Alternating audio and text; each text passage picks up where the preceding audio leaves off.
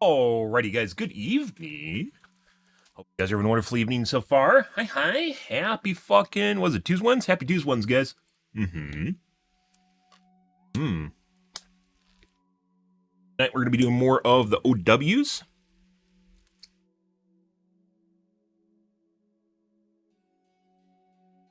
Good. Good.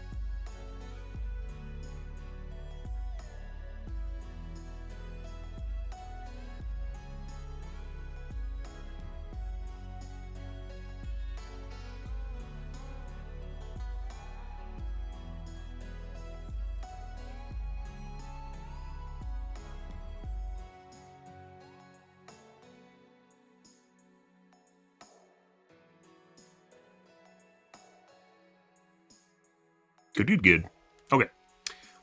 Let's get into the doing, guys. Good evening. Good evening, Slane. Yep. Let's see. Ready.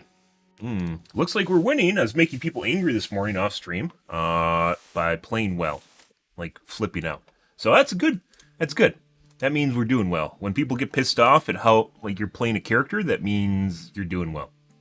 It's when they laugh at you that you know you're not doing well. Well, sometimes it depends on the metrics they're using to assert that you aren't doing well. So good, guys. Alrighty. Let's get into the OWs. The tubes. Apparently there's a developer update for Overwatch 2 right now. Roadmap. We'll take a peek at that. Right here. There's a website or something.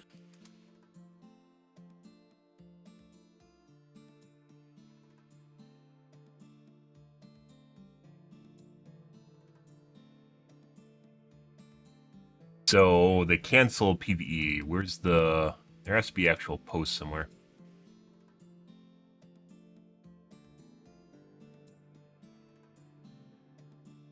Okay. Unless it's not... At least it's not on someone's personal Twitter. I'm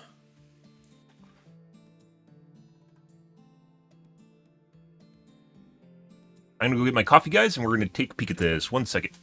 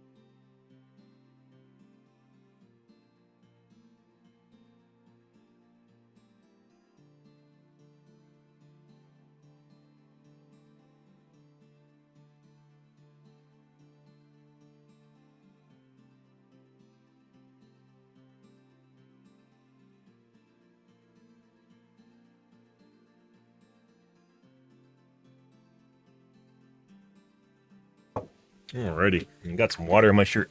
That'll happen.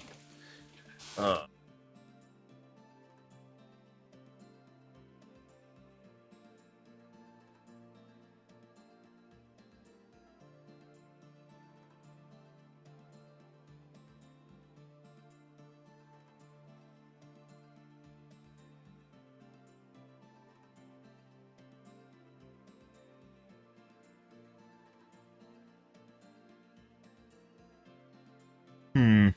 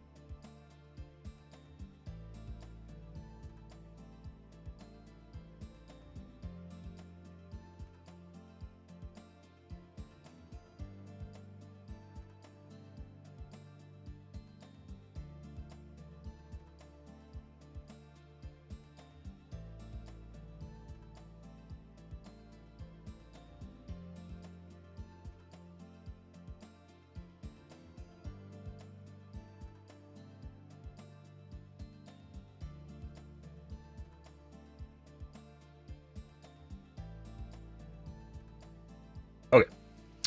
Alrighty. Let's see. I'm not interested in that. Oh my god, you're so fucking loud. Very surprised there isn't a plugin that just normalizes everything.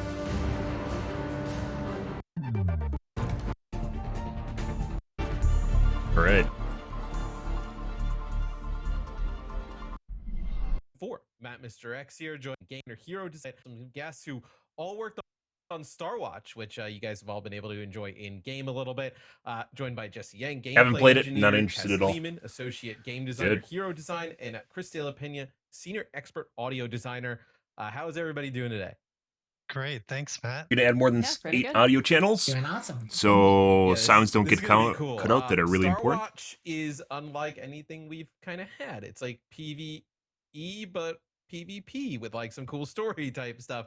How did it come together from like the start? Like I can't really even kind of comprehend how a game mode like this happens and kind of forms. Yeah, so I think what happened with this game mode is we started basically from like the theme and the ideas that we had, right, for this concept of like the infinite Speaker property versus is the loudness watchers, equalization. and going like, okay, well, we do actually happen to have a map that takes place in space, and that's Horizon Lunar Colony. So, you know what? Let's do a little bit of a Recycled. throwback. Let's bring it back into Overwatch 2, Uncomfortable chairs in and the world. see how we can take it into places that we haven't necessarily seen before. So we can make it feel like not just another assault map and not just another TCP map, but No? like a actual fresh experience for players. Might be a That's specific super sound cool. I setting know for your when card. I saw Horizon back, I was like, "Oh, this is interesting." Talking What mainly was it about plugin. like, I obviously don't for want you it for my guys whole as a team, system. like bringing that map back to life in a new fashion?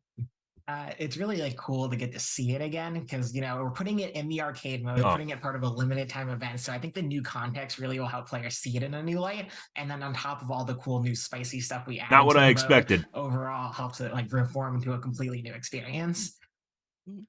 Yeah, like one of the ways we approached designing this mode was almost like, people haven't loved like Assault or TCP in the past. So what are some things that we can do? What are some Seven has it. interesting mechanics that we can Might be do your to, sound settings. like Tess said, spice things up so that it's fresh, it's interesting, and almost like even like mitigating some of the problems that people had in the first place by just like throwing in a bunch of fun, like a lot more fun, interesting stuff to play and try out.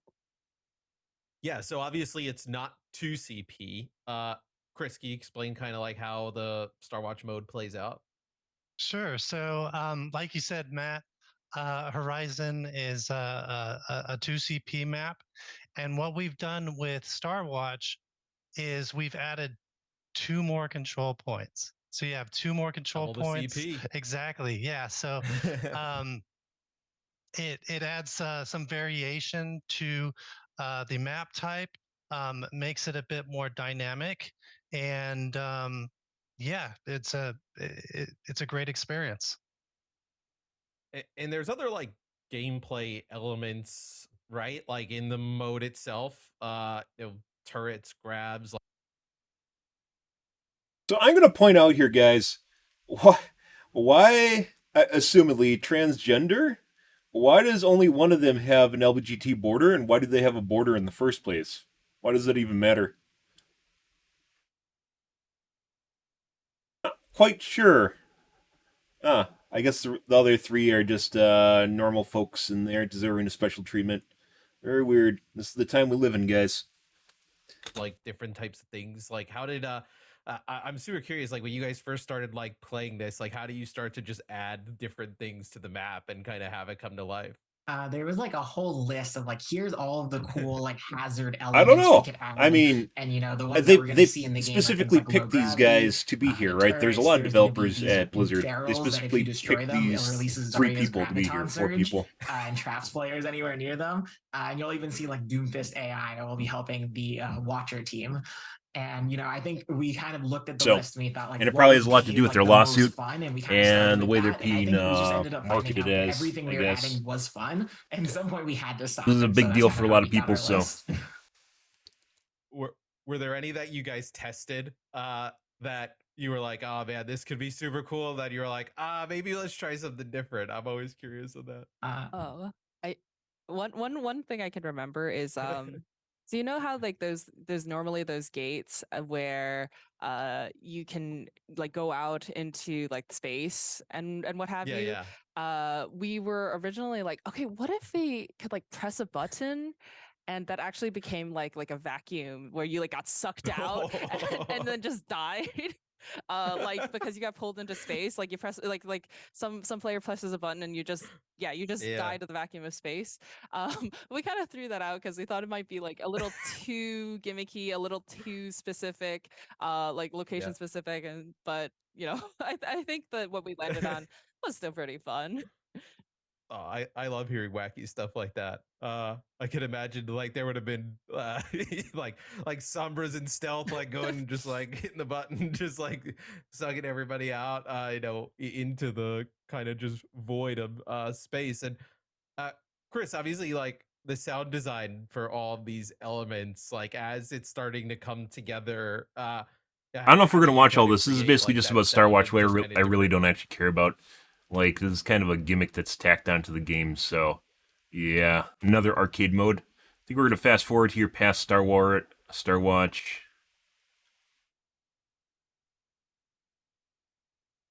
Majority of this is literally about Star Watch. Good and equal for everybody. I'm curious, how, like how long does it take to make a game mode like this? Like my non-game developer brain sees it go into the game. I I have no clap idea and who I this guy play, is. I but don't know like if he's supposed to be someone how interesting or much something. work does it take? I know, like how long does it take to actually make something like a Star Watch? Uh, I don't remember the exact timeline, frankly, but it definitely takes like a couple of months, right, to go from Yeah, your ideation phase to okay, let's like No way. prototype some stuff No and then like way. let's do some mini. I've made mods. And I guess it's a company, right? Everything moves slower when it comes to bureaucracy. But holy shit, if you're just making essentially a mod for the game and it takes you 3 months to pop it out, and you aren't really making new assets for the game, yeah. Yeah. Initial play tests to get feedback of like, is this like a good direction? Is this not? Like, are people feeling this mechanic? Are they feel or are they not? Sounds like they And do a then, lot more talking once about like work than you get working. through that kind of prototype phase, you start like finalizing things like, okay, I think we know what direction we want to take this in. And that's like, especially when we start pulling in folks from like all sorts of different departments, right, to help get us to like a final stage. Like we pull in like hero designers, we pull in level designers, we pull in all sorts of people to get this into a place where it's like slowly heading to like a final stage. And then of course we have our pull in our animators to make some awesome stuff. We pull in Chris to add some awesome sounds, and we pull in people to make really cool VFX, and just this kind of ongoing iteration process to make sure this mode is as awesome as we can make it. So I got to ask, what were the favorite parts of working on the level, the mode, just kind of everything overall? Chris, I'll start with you. What was your favorite part about working on all this? Sure. I really enjoyed working on the low gravity mode. It was really important for how can we best drive and support gameplay using sound. And the low gravity moment is similar to what you would experience outside of the horizon map on the surface of the moon. So the low gravity moments in Star Watch come and go. So we really want to make sure players know when the low gravity moment is happening. So we design the appropriate sounds to support that. Um, the warning sounds that the players are about to enter low gravity. And then there's also a sound state that changes the entire sound of the game while you're in that mode. And also the ambient. So it was really a lot of fun kind of getting the new vibe, kind of evil battle station that's run by the Infinite Empire. So that was a lot of fun. And Tess, what about for you? What was the most fun for you working on the mode? Well, if I'm not allowed to cheat and say that my favorite part was getting to work with this awesome team, like Jesse, like Chris, then I think I would have to say getting to work on the turrets and getting to tweak all of their AI using our AI system was pretty fun because it was all about trying to make the turrets feel smart enough and responsive enough that they felt like they were doing stuff, but not actually that smart and that responsive, so players can feel good about defeating them over and over again. And letting players get the good moment of oh, I outwitted this turret by standing behind a wall in a specific spot. It was it's nice to give players that kind of win. Yeah, so the turrets aren't just gunning people down. Yeah, they're not that good, but they're better than nothing. You kind of want them around. Yeah. No, Jesse, what about you? Yeah, I think that one of my favorite parts was getting to iterate with the way that we move points around and just throwing. She them in, sounds almost different identical places. to Is this a good place? Should we be Animation. fighting here? Animation? The just Twitch kinda streamer. does this I used feel to watch her good? like I years love that ago kind of process, and before she also the revive. became I think, very politically polarized, I us and guess the you could designers say. were really As a lot of invested people have in been. making this feel cool and work in a way that doesn't feel frustrating, so that you can Years enjoy ago. I've those been on little Twitch a long moments. time, guys. We're counting down the seconds to being able to make a final push. Let me rally my teammates back from the Very weird. dead. Sounds almost and, identical to we'll her. make this final push, and we're gonna go all in. I think that part of that Nothing to do with looks, experience mind was you. really important to get right and get in a good place.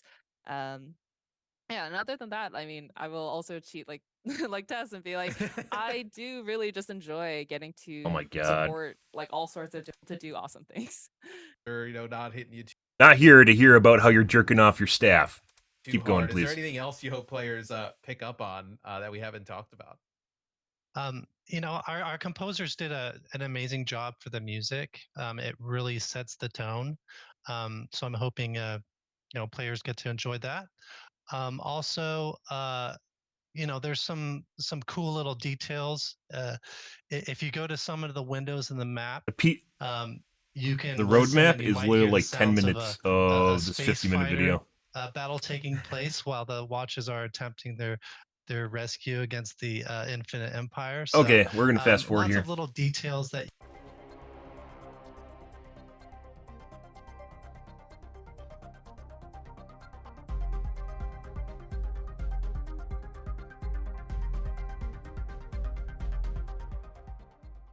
Hey guys, Matt, Mr. X, joined by some special guests. It's game director Aaron Keller and executive producer Where's Jared Kaplan? Moose joining me here on Where's Dead Chat. Kaplan? How are you guys doing? Where's Kaplan? Hey Matt, doing great. Thank you so much for having us today. Wonderful. Thank you for having us on the show. Oh, no problem. And Jared, I think I want to start with you. You have been tweeting a lot lately, tweeting about a roadmap, saying it's coming mid-May. It's been on my timeline a lot. I do have an update. We're going to run through the roadmap today. We're going to talk about what's coming in future seasons. We're going to talk a bit about PvE, and I think to kick us off, I wanted to ask Aaron to give us a little bit of a history lesson and some context. Yeah, you got it. This is the meat and potatoes. We announced Overwatch 2 in 2019, and a part of that presentation was about this always-on, deeply replayable PvE experience. And as work slowly continued on Overwatch 2, we began to pull more and more of our focus and energy away from the live game and all of the people that were playing it. We had players that were excited to be playing that game, and they just wanted more of it.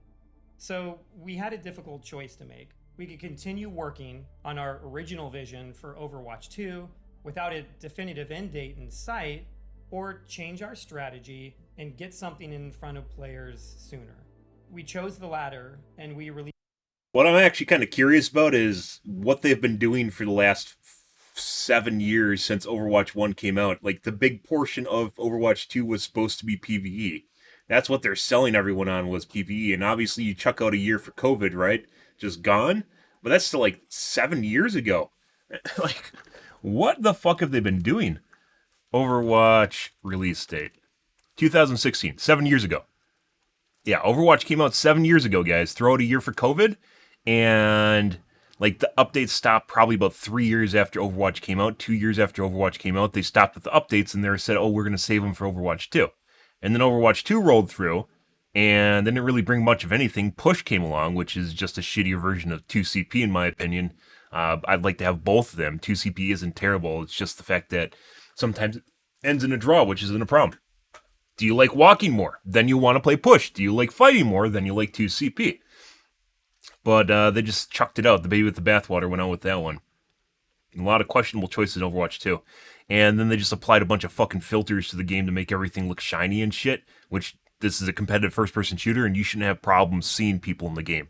That should not be an issue. It is still an issue. That's why they did little graphical tweaks to the characters. It has to do with how some maps look super red and some maps look super yellow because of the time of day. They just literally just cake a filter on it that makes it look like it's like purple or red or something, and that interferes with your ability to find targets and your outline. So if you use the accessibility options, there's a lot of accessibility options that aren't good. If it's too light, you'll lose it in a daytime or morning map. More the morning, and if it's too dark, you lose it in the nighttime / evening maps.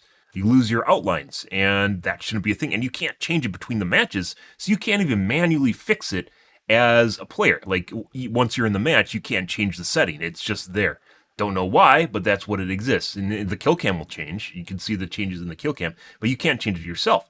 So you basically have a bunch of a problem with your basic ability to identify a target on the battlefield in a very, very, very fast-paced game.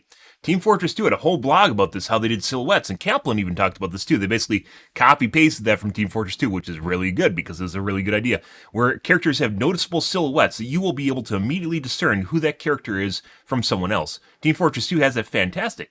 Then they fucking did, like, they just forgot about it, and like one of the newest heroes that has a problem with it is Junker Queen, who you can't fucking figure out if she's a DPS or like a Reaper or something in the middle of the battlefield.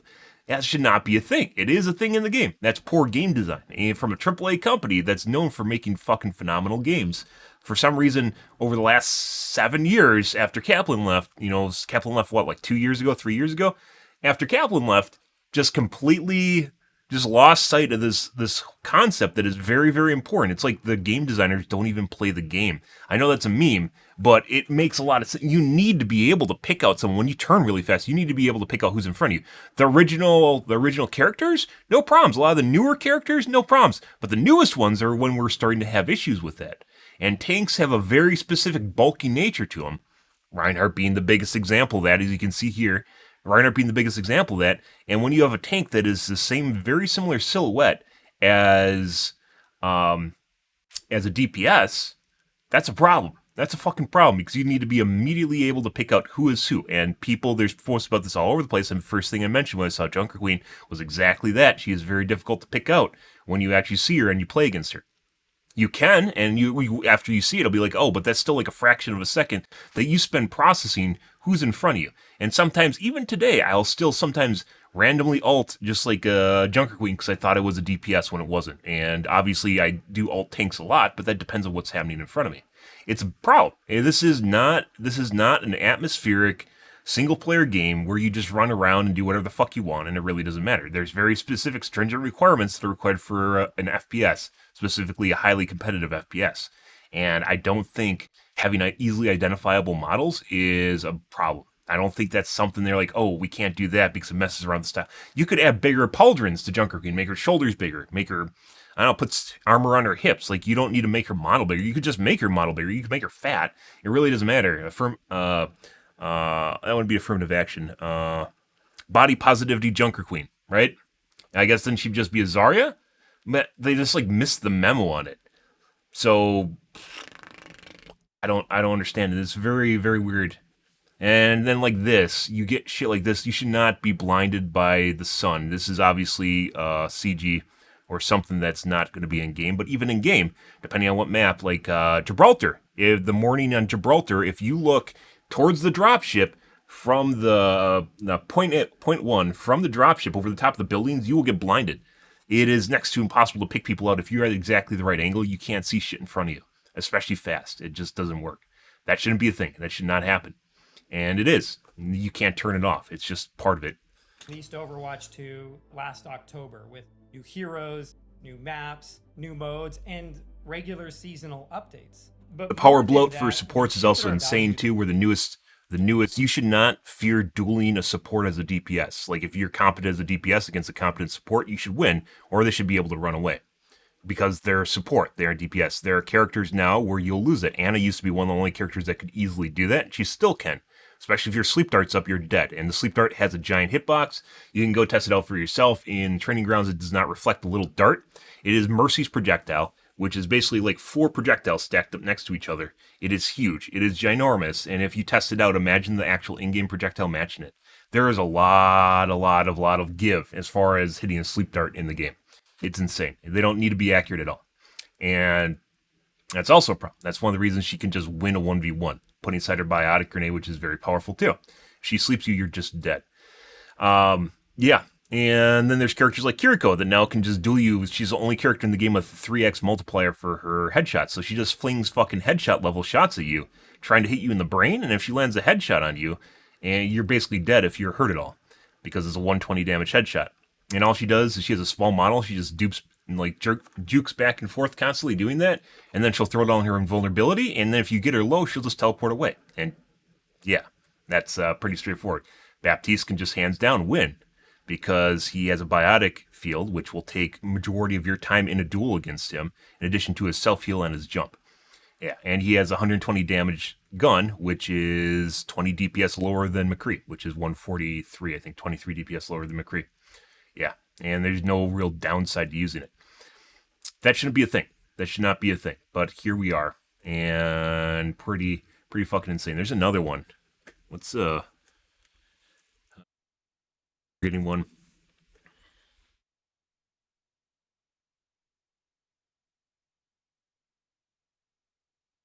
Go into their website to look at heroes, and they just have ginormous fucking portraits, so you can't even look at all of them. Good for them. Life Weaver is not really in that boat.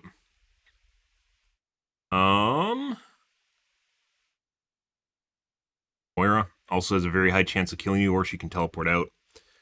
Mercy, if she has her Q up, can straight up assassinate any DPS because she has a bus gun. She shoots buses out of it. You can go test it out for yourself. It's insane. It's not a meme. How we want to develop the game. Like they're trying to make the game more fun for supports or something. Because really big apparently people have problems with and support leave the queuing. Game, sort of languishing on the side. Now we made a commitment to always prioritize the live game and all of the people playing it, and to devote our development efforts there. They probably nothing this reaction, mind you, is probably Yeah, I really because can't they say have a enough about steep how much decrease we've in learned player over the base after past Overwatch 8 2 months or launched. so. And more importantly, we've taken that learning and we've Probably brought maybe back even into less than the game. after It's really Overwatch a 1 season prior 2. to I think launch you start Overwatch seeing 2. Some updates we've made based on your feedback and based on what we've learned. We've been changing all of our systems. We've been adjusting hero balance way more frequently, constantly revisiting the roadmap behind the scenes to make sure that what we're planning to deliver is going to be great for everyone out there. And that really has been an awesome experience for us. And partially it's because we feel like we're able to deliver a better game to all of you. And partially it's because we hope that you're enjoying it more than previously when the original game was kind of slowing down a little bit in development. But at the same time, development on the PvE experience really hasn't made the progress that we would have hoped. The team has created a bunch of amazing content. So, there's awesome missions that are really exciting. There's brand new enemies that are super fun to fight, and some truly great and ridiculous hero talents. But unfortunately, the effort required to pull all of that together into a Blizzard quality experience that we can ship to you is huge. And there really is no end in sight or defined kind of end date where we can put that out into the world. Where you have So another we're left with developer another team that's difficult actually choice. working Do on we this. continue to pour all that effort into PVE? Surprised they just hoping don't that we have can two land different it at some developer point in the teams. future? They have a lot of money. Or do we stick with the So- set of values that we've aligned on and focus on the live game and focus on They should serving? be able to do both at the same With everything time. we've learned about what Fortnite does both at the same time. Epic does both at the same time. They realized, hey, people want different aspects of this game. We are not going to sacrifice anything. We're going to stick to the core, obviously, but then we're going to have all these little modules attached to it, and then they have a specific developer team working on it. Save the World still exists in Fortnite, and they don't sacrifice their normal game to work on Save the World. Save the World still exists. It gets updates. Despite almost no one playing that game, it still gets updates. The meat and potatoes of Fortnite is 100% Battle Royale. 150% Battle Royale, and Epic knows it. It is weird that in this day and age, you still get companies like this. Blizzard's not a small company, guys. They have a lot of money. Maybe this is politics. Maybe it's a CEO thing where they just won't fund them properly. But this seems like gross mismanagement. To be perfectly honest, when you can't have separate developer teams that work on specific parts of your game and not worry about literally not updating your game for 3 years, I don't know. Like I said, it's not like they're hard up for money. This isn't an indie studio. And I know that's a meme, but it's 100% correct. This is not a small studio. They should be able to do both at the same time and not sacrifice either or. There should be a development team that is dedicated just to PvE, and that's all they do. While the main development team is just churning out content for the main game, just like Fortnite. And you can go, oh, that's not possible. Yet you can see it's possible because there are living examples of this happening, which is Fortnite, which is, regardless of you hating it, as far as the game development goes, it is a top-notch game. You might hate the shit out of Fortnite. It doesn't matter. It is a pinnacle of good video game development. And Epic, when it came time to like burn the midnight oil, they 100% did. And they paid people good. There were people that bitched about it, about overtime and stuff. And there's other workers that literally just said, if you wanted to work there, they know what they're getting into. If you wanted to work there, then you work there and you get paid good for it. But if you don't want to do that, just leave. Right? It's fucking incredible. But there's people bitching about it because they wanted. Also, it's kind of interesting that there's a mosaic over the top of this arcade in the background. You see this right here? So apparently you can't show it on stream. But anyways, yeah, like it's one of these things where it seems like they don't want to make any sacrifices or they don't want to expand.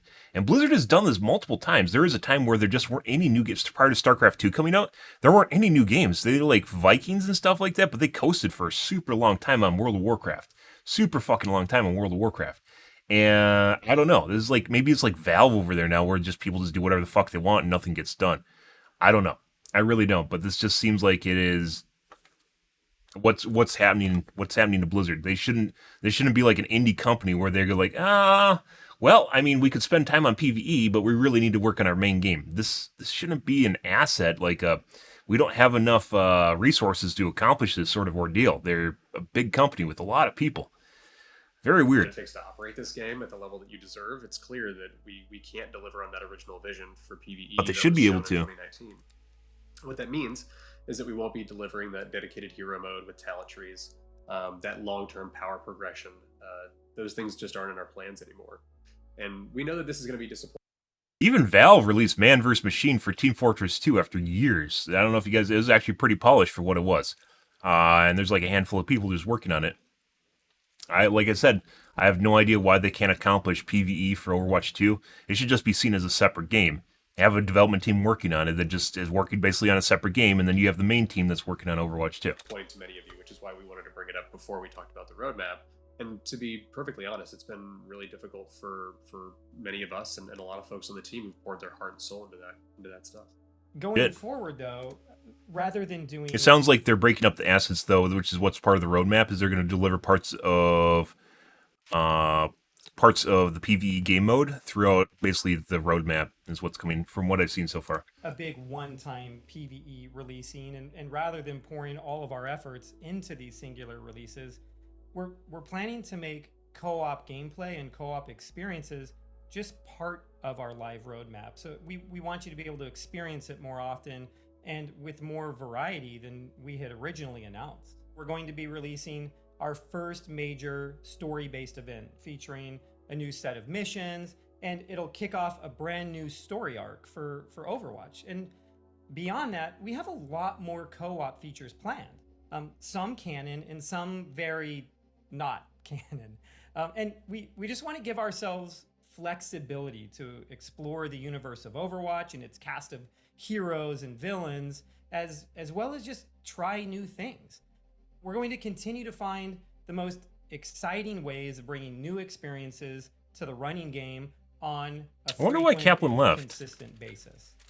Let's bring up that roadmap that Jared was talking about, because Jared, there is a ton coming to Overwatch. But like, this is kind of the weird thing is like, I don't think it ever really explained why Kaplan left the company in the first place.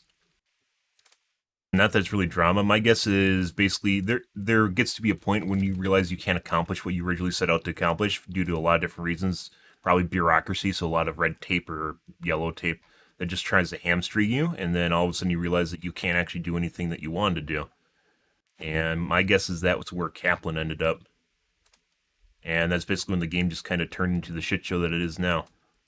Very weird. They're like, for, what is it, like the first 3 years that Overwatch is out, they're pretty much on top of new heroes and releasing content for the... Oh, it's still slow. League of Legends releases like 4 new heroes per year. Much too soon.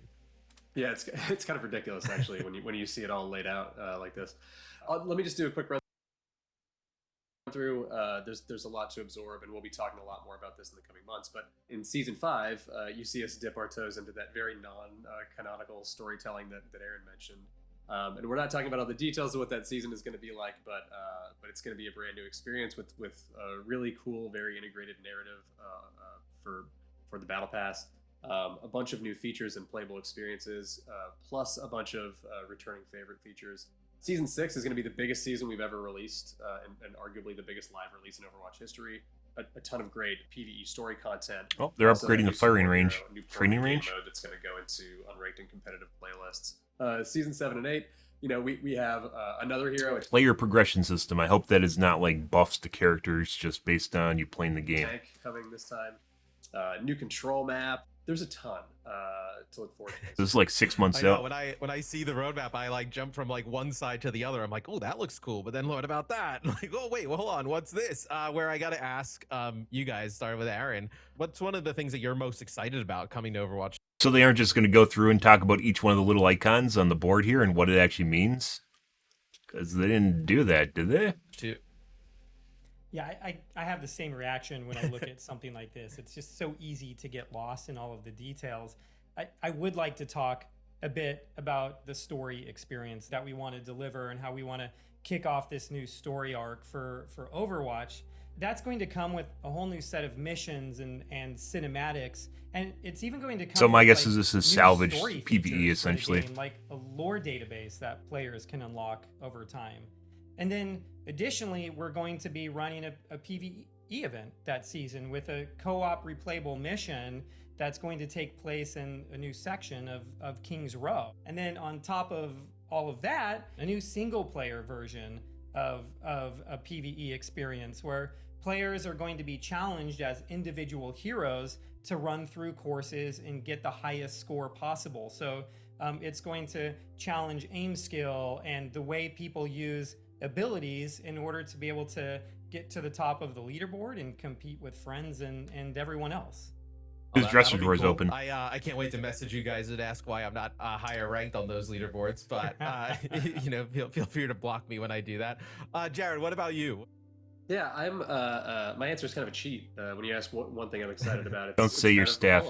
Like more specifically, like the thing I'm excited about when I look at the roadmap is that we're finally finding our footing and like really bringing distinctive themes and feels to each one of our seasons, and then in season 6 we're actually going to change the way that we present seasons to players. We're going to give these seasons names and their own identities, and we're going to theme everything around them really tightly. Yeah, no, it's super cool to be able to see like all different types of content for all different types of players coming, which this has been a massive update, a ton to look forward to. Thanks for stopping by. Is there anything you guys want to say before we go to the rest of the community?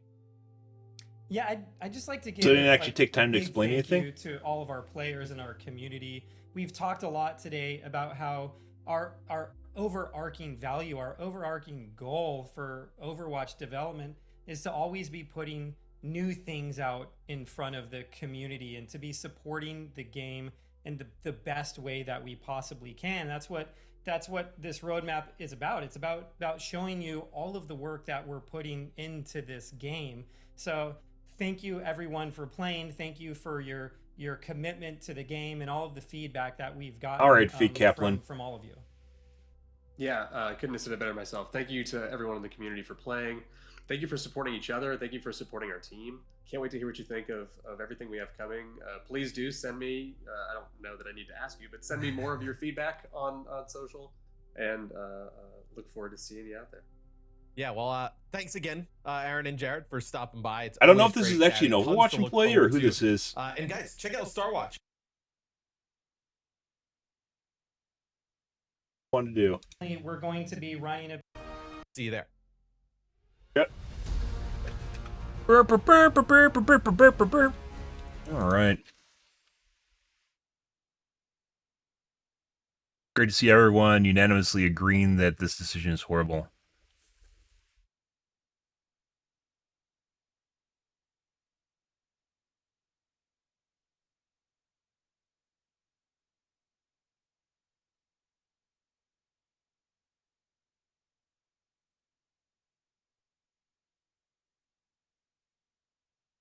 Gotta give it to Blizzard here. It takes a lot of balls to kill off every bit of hype and love for your game. I don't think so. Like, I don't think PvE was really that big of a deal, to be perfectly honest. It's like what they were piping up, right? Don't get me wrong on that. But I think it's one of those things where, like, a lot of people don't play Overwatch because they wanted PvE. It was just kind of something, like, people aren't playing Fortnite because they want to save the world. Some people are, and people do play it, but it's definitely not what people are looking for. The takeaway here is it looks like they're breaking down PvE and turning it into multiple parts of their game. My guess is this are all parts of PvE that they are now dismantling and integrating into the original game. So probably the big parts of PvE and maybe even this. I don't know what this is. They didn't explain any of this. But there's also another big takeaway was they didn't really explain what any of these are. Why? I don't know. Like, some of these are straightforward. We know what that is. That's going to be a cinematic, obviously. Don't know what that is. New hero, like, straightforward, but then you have some things that don't really, like, they didn't explain anything in here. And why? I don't know. Maybe it's because they don't want to be committed to anything.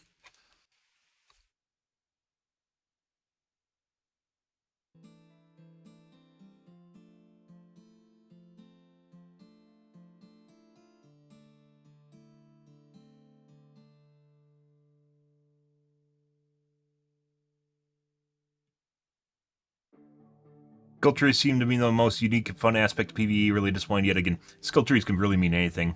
It doesn't necessarily mean what you want to mean. Man vs. Machine and Team Fortress 2 has a skill tree in it. It's basically on a per game basis, and some of the counts are kind of pointless, but it does exist. Like a talent tree doesn't necessarily mean it's going to be like PoE, Path of Exile, which is insanely huge. I think Diablo 4 is also pretty big. I haven't actually played Diablo 4 though.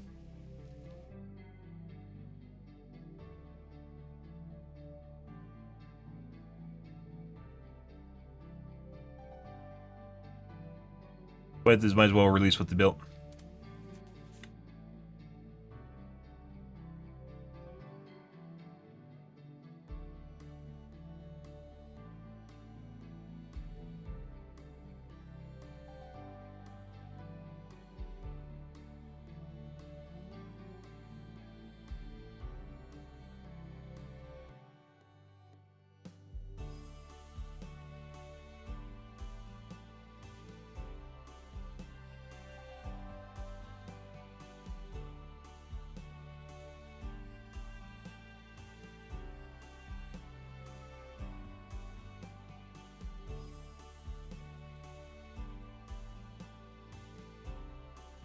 Well, you just assume they developed anything? They definitely did. I can't be the only person that actually noticed. Like, you think they just literally just made new content for Overwatch 2 just out of nowhere? This is all definitely PvE content that they're just splitting up now. They probably took apart like a campaign and now they're turning it into story missions, so it's less. They can have more of kind of a segmented or anthology sort of look at the game, which means they don't have to have a bunch of things that connect to each other. I need to take a piss though, guys. I'll be right back. real quick.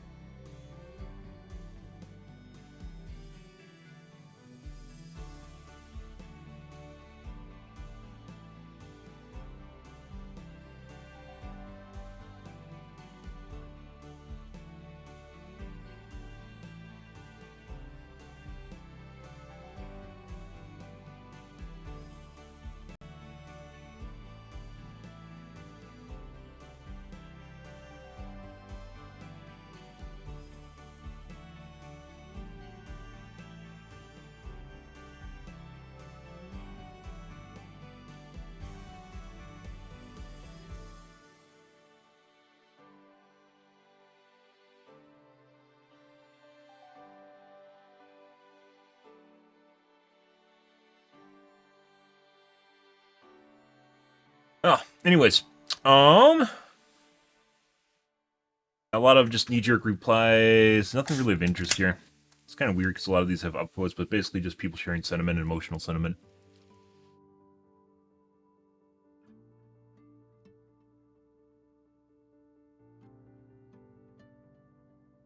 Disappointed. Gaming.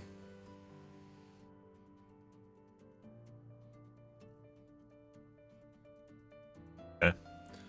I'm not really gonna. I'm not gonna respond on YouTube. YouTube responses almost never seen. I don't know what kind of weighting they use in the system here, but whenever I respond on YouTube, almost never gets replies.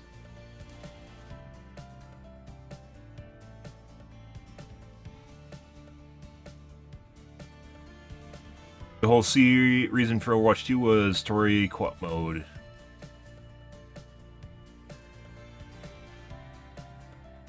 I mean, it's part of it. Yeah, big part. That's what we talked about.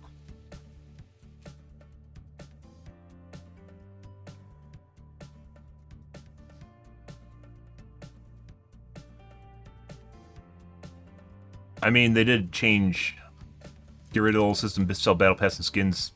People wanted to get rid of loot boxes. You're going to replace one with the other. There isn't free shit. Whoever this guy, Femcell. Okay. Yeah. You replace one with the other. I don't know why people don't have, like think 2 steps ahead. If you get rid of loot boxes, what monetary system are you going to replace it with? If it's a base game, it's a $60 game, they don't update it. You have to pay for the updates somehow. So how are you going to pay for the updates if you're not going to do loot boxes anymore? There's a lot of content creators that never came up with an answer for that one or even addressed it, because that actually involves thinking about what you're talking about instead of just having a knee-jerk reaction that people can get on board with. The Battle Pass is the result of them getting rid of loot boxes, because people didn't want loot boxes because gambling for kids, right? And there's a lot of people that are angry now that loot boxes are gone. There's even a push by content creators at one point where they made, like, they changed their icon to loot boxes because they wanted loot boxes back. But then they wanted them gone in the first place, so yeah. I mean, I guess the internet is too often just doesn't think past, like they don't think about history, but yeah, Jesus Christ, like 180s. Crazy shit.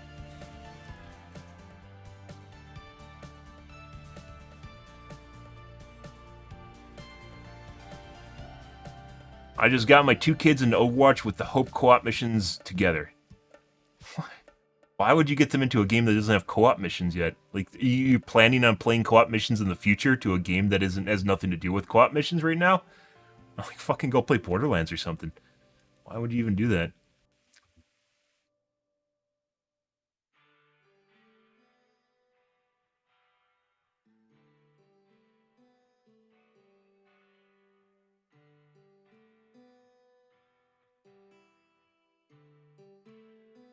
Kind of fucking weird. I don't know what they're doing. What have they been doing for the last 6 years?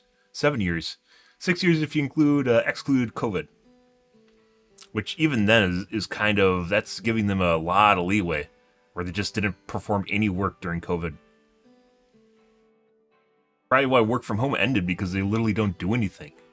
Like, we talked about that before. I don't know if you guys noticed that, but there's a bit of outrage. It got swept under the rug really fast, but there was a bit of outrage from developers about how work from home was ending for Blizzard, and that they had to go back to the office. Like, their employees were pissed off about that.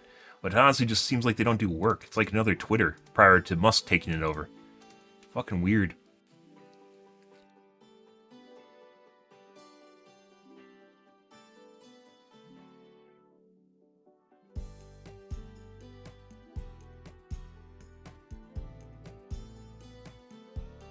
I mean, they were apparently sexually harassing women while doing work, so maybe sexually harassing women allowed them to be more productive, if you're going to look at it that way. Hey, fuck. Both are wrong, mind you.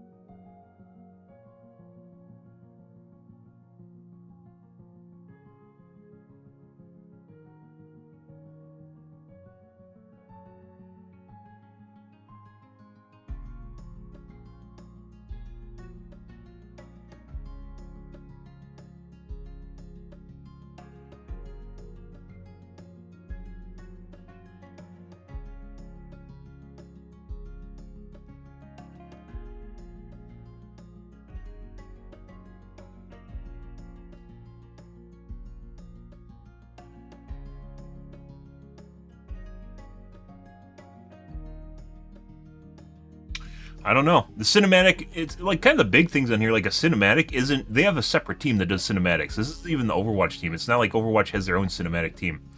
I'm pretty sure there's just a Blizzard cinematic team that does cinematics for every game that Blizzard works on.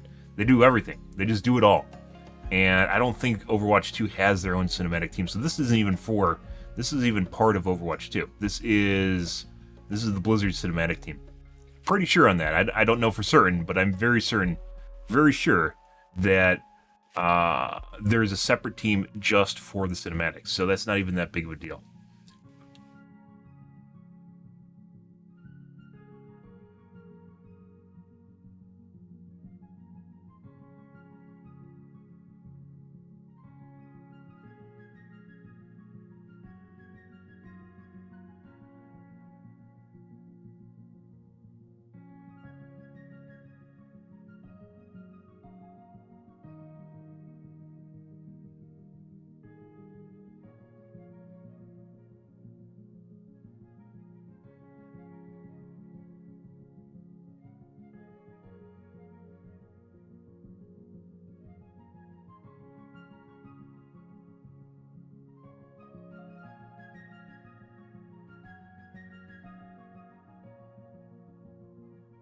I know there's a lot of employees that like the idea of working from home, but as a lot of companies have ended this because it doesn't work. It's pretty telling. Some people can. Some people are fantastic at working from home. They can manage their time properly, they can segment their lives, they're capable of getting in the mood to do work, and there's other people that can't. And it's pretty big, it's definitely a large part of the population that can't do work from home. It just doesn't work for them. And they like to think it does, but it doesn't. Sitting there in their bunny slippers, sipping coffee, and yeah, and going, wow, it's so nice that I don't need to commute, and then they just don't do anything for the rest of the day.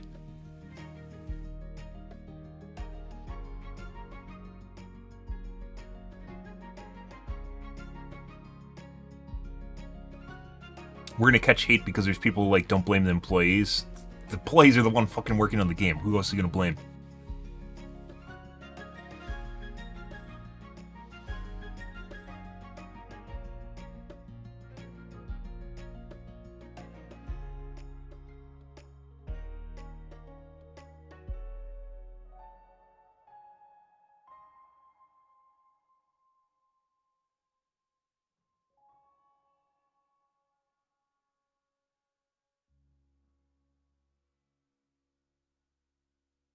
We're gonna get downvoted for that because employees hate the idea that no one can work from home. People aren't very objective, guys. There's a lot of people that literally can't think about themselves outside of basically what they're feeling. 12 hours later, it's too long. This thread's not completely dead, but it's closing on. You basically, to get voted up on Reddit, you have to basically reply probably within the first hour or so. Get a meaningful amount of visibility. Still better than YouTube. Maybe we could just cross-post to YouTube.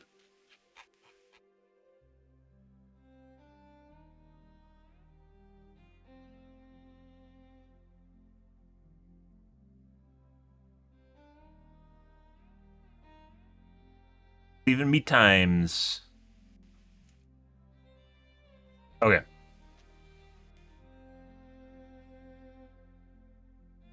Where'd they even talk about the fire system?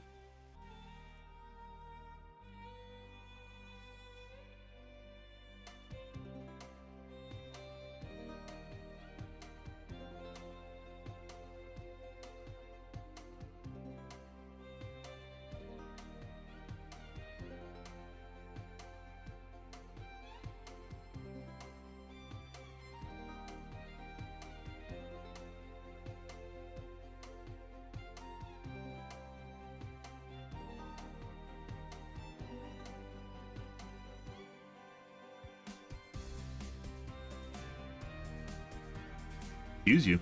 There we go.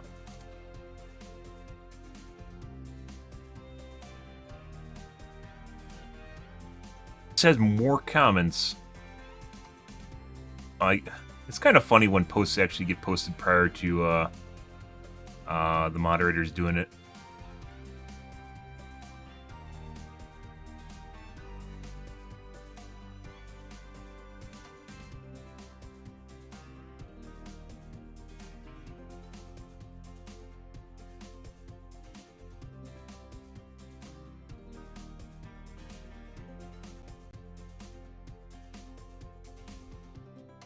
It's like it's for a mobile match 3 game. Where's the Overwatch style? Didn't explain anything.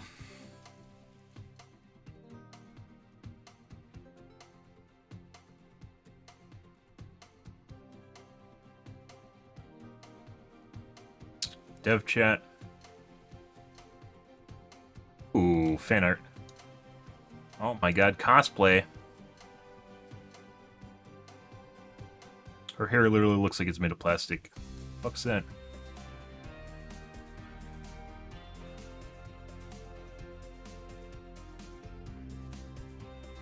Pretty good cosplay. It actually looks like there's actual wood in there.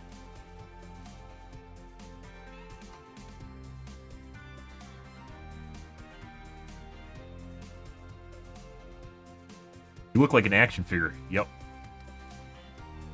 Blame the cameraman.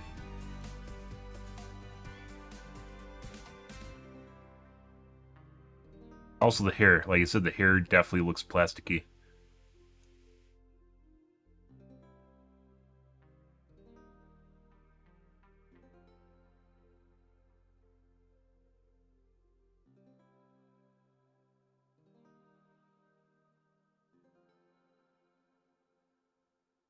There's no looking for group or clan system on the roadmap. Social support? Of course not. Tribes had all that. Tribes 2.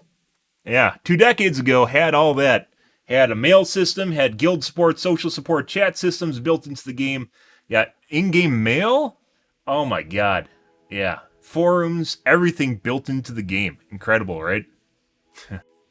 Crazy. They stripped out a lot of that when they were shutting down, but it was there. You can find photos of it. I used it, so. Okay, well. A lot of this is just non-congealed hype. Or, I don't know what the negative version of hype is. Disdain? Negative hype. Hate train? A lot of it's just negative hate train that's not congealed into something yet. We'll have to wait on that. I'm not going to read all 5,000 threads. It's just the same thing, just in different places, and not everyone's on the same page.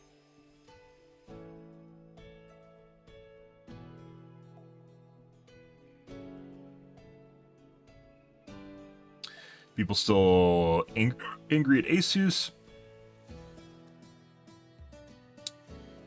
Yep, they changed your stance on that. That was just a knee-jerk thing.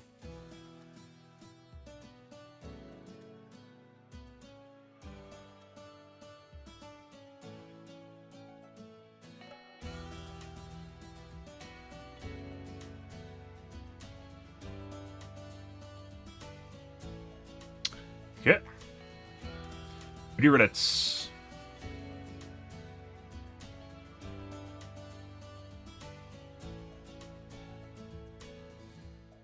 As BH4 doing absolutely nothing to tease or hype up the anniversary chapter. Still recovering from the last one, apparently. Anniversary chapter is when they do a big update for their game, usually.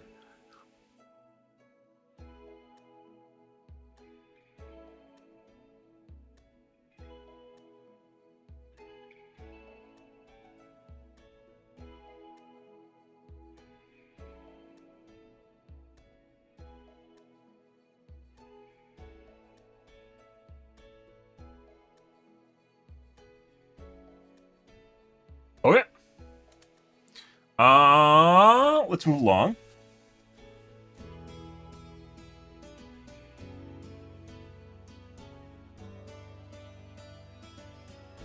Spent the majority of the evening addressing, I can't make a video out of it, addressing, what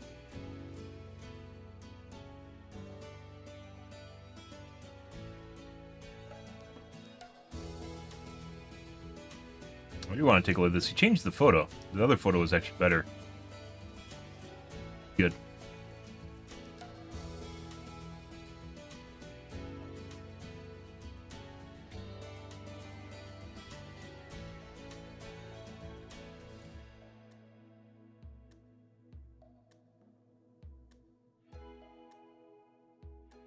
Is it ball over time? 21 Interceptor. It's actually funny. That's actually a real vehicle that they use to basically go into tornadoes.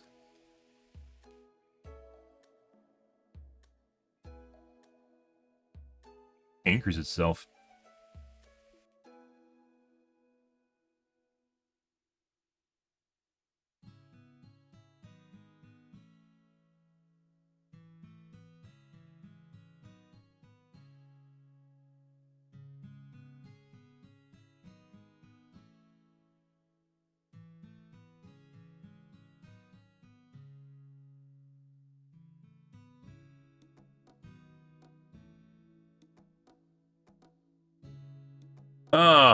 Summit reacts to AI anti-cheat. Jeron. I don't know if this is a satire channel or what. If that's his real channel.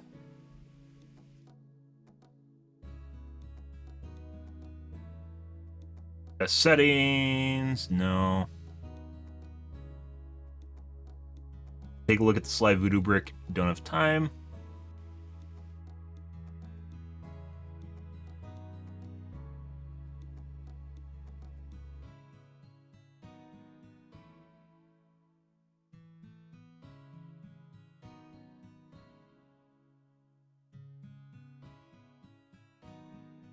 All writing on the publicity, their news update, all writing on the publicity from their last burn piece they made. Okay. Let's move along. 5/16. So this came out yesterday. I'm still going to wait. I said I was going to wait 2 weeks. It's been longer than 2 weeks at this point. I'm just going to keep waiting until they get all this shit ironed out, because apparently they haven't.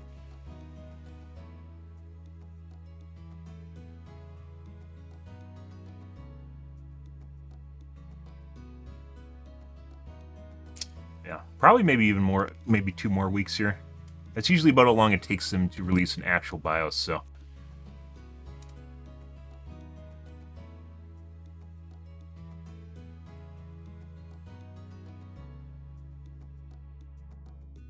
Long, guys. Let's play OW2s here tonight. Game's feeling very responsive. We'll see how it goes, though.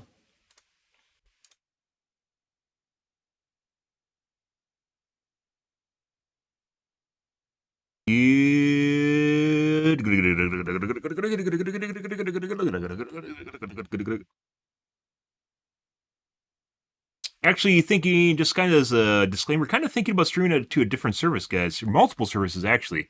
So I can't stream to Twitch and I can't stream to Twitch and stream to other platforms at the same time. So what I'm going to end up doing is just not streaming to Twitch and stream to other platforms and then see what happens, so I can keep my partnership on Twitch. Because I don't think there's any requirements for how often you need to stream on Twitch to keep your partnership. I just can't stream to multiple services at the same time. So they're basically making me choose. And obviously, I'd like to still stream to Twitch, but the option here is just not to stream to Twitch. Otherwise, I'll lose my partnership, and then I probably won't be able to get that back. So I don't know. I've talked about this before, so.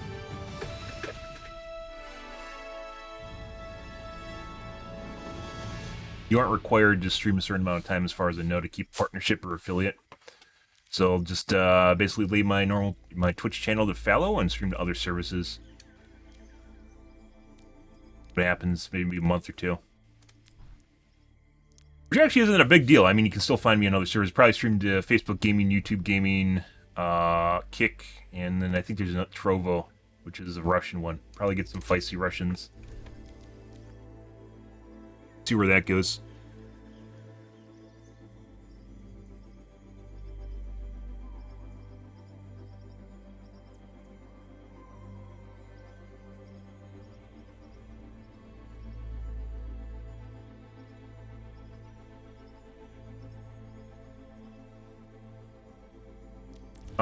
Let's see how our games go tonight.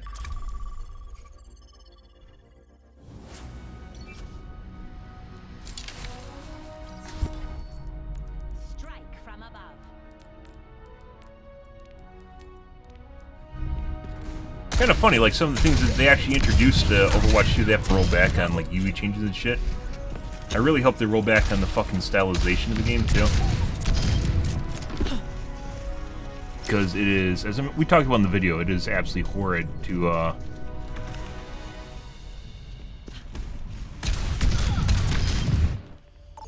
be able to identify people sometimes. That shouldn't be a thing in a competitive first-person shooter.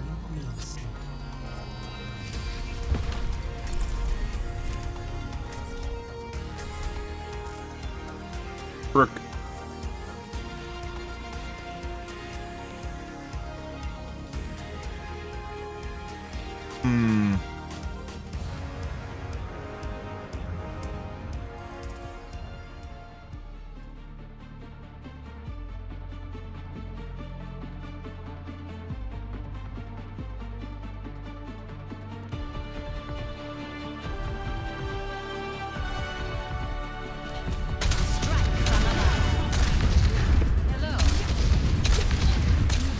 This is such a misuse of technology.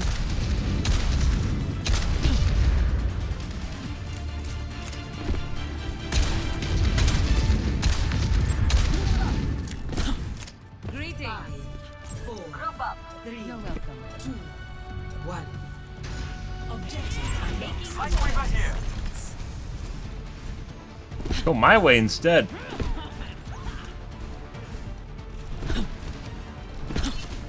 Taking off. Group up with me. Repel check. Just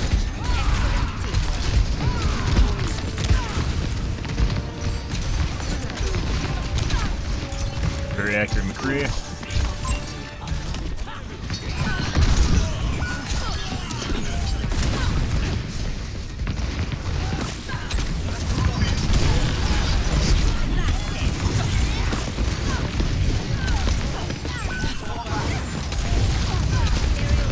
They took the robot. We need to attack. Still alive.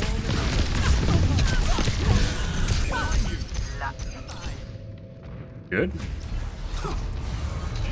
Felt like it directed. I don't know where my missile went. Shake it off. Hello. On the move. They've pushed past us.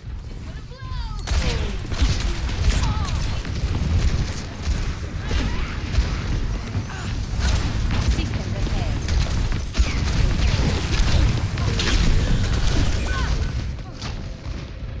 Life protects. We have a tank here somewhere doing something. No heals, while still being in front of both the healers. En route.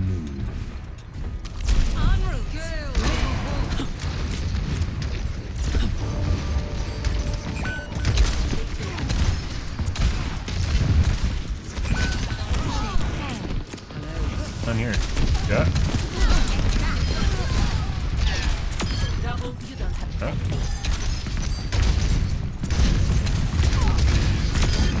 well deserved. He went for the med kit.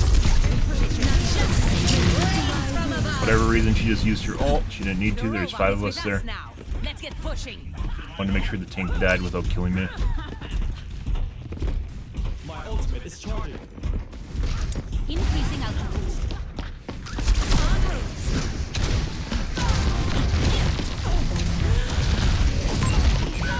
And McCree. Looks like she has some sort of weird shit that's making her range further than normal. There's some sort of bug or exploit or desync issue with Moira, where she'll actually tack on an additional about 15% range to her ability, where it'll keep snapping to you, even though it shouldn't. I'm pretty sure it has something to do with desync or latency.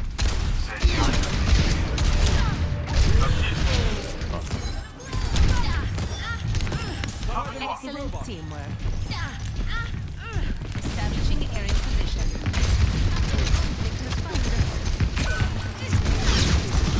Positioning. With this range, doesn't make sense. We're a reporter at the end of this match. I don't think so.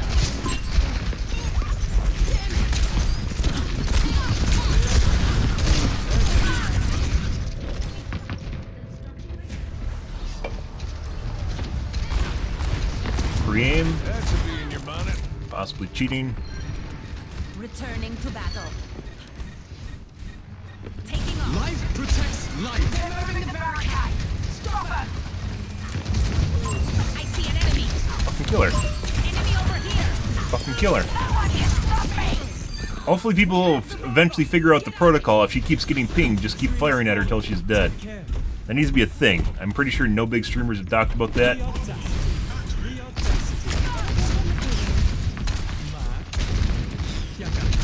really use the rest of my health. There's 2 healers below me.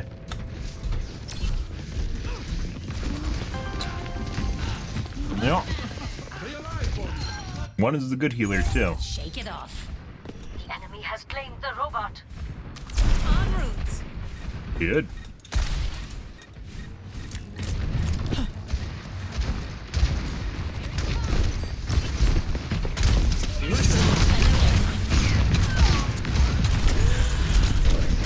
Let's take him to the wasteland. I've got your parachute. Good angle.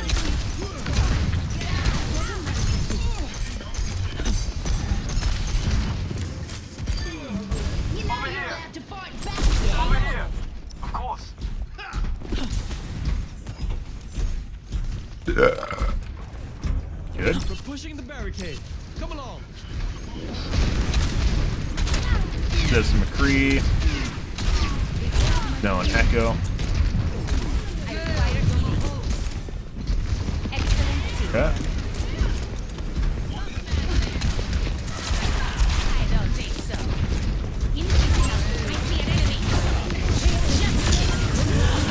Oh my god, Symmetra. Why?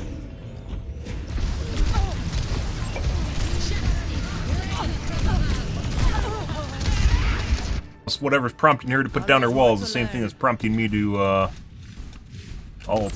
Positioning.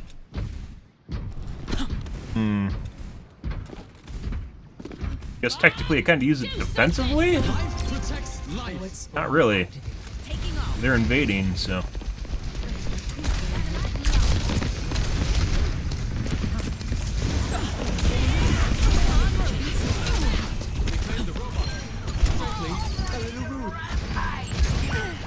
Enemy here.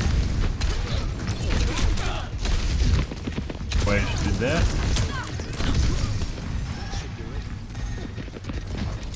Let's take him to the wasteland. I see an enemy. Get pushing. Take your legs. You aren't blocking the sky. Enemy here.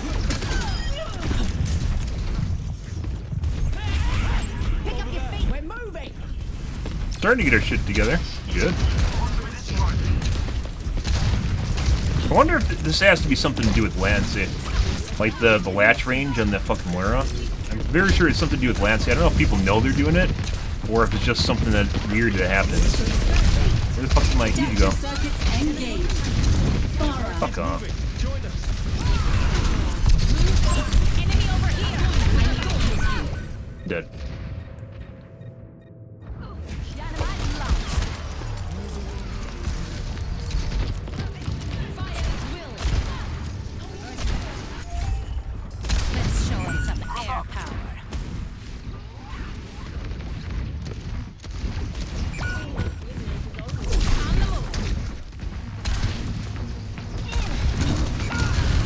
Oh.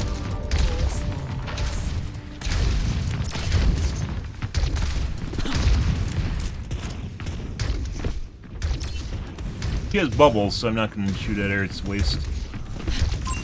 Releasing altitude. En route. Excellent teamwork. We must stop them. Reality bends. Maybe it's the...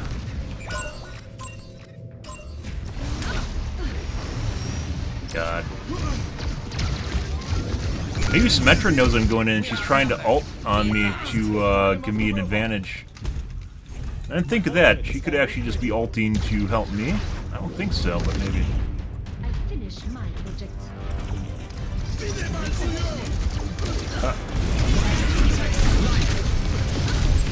Hey, look at the fucking range on this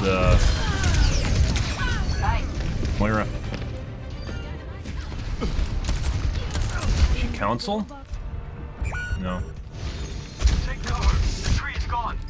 Time to kick some tail. Repositioning.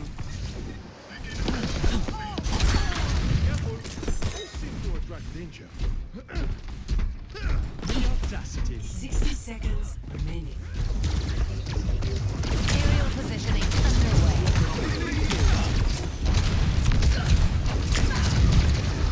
Get sealed one there.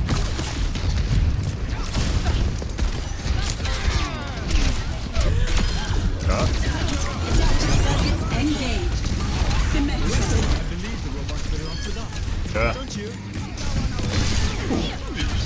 Here's a bit. They're going to need more. Not play.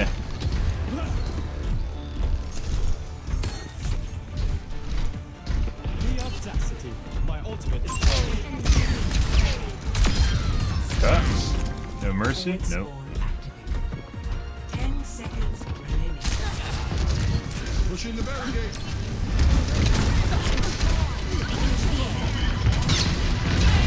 Let's take him to the wasteland.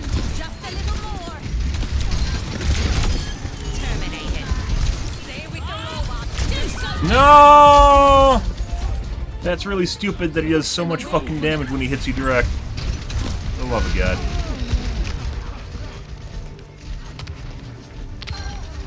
Life protects life. Their Ash did a shitload of damage but killed like no one. Skies await. The fuck? Positioning.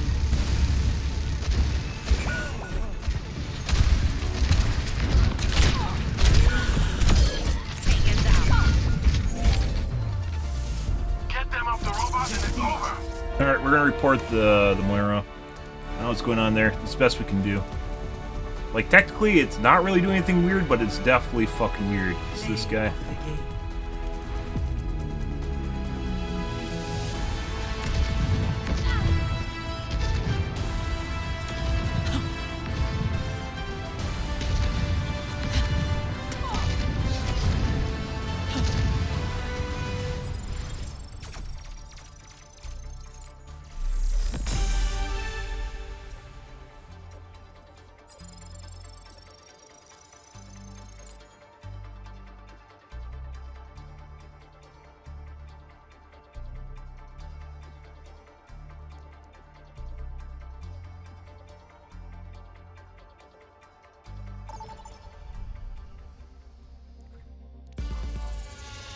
Welcome to Circuit Royale.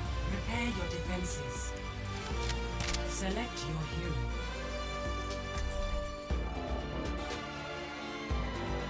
Like, we're outdistanced here. I can fly faster than anyone on the ground. I think Farrah flies, like, maybe 10% faster than people can... Maybe not that fast. 5% faster than people can walk.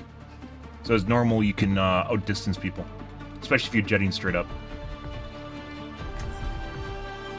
5-10% faster, somewhere around there. From above.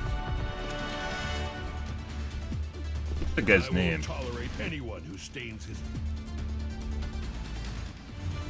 On the move. Oops. Aerial positioning underway. Let's run them over.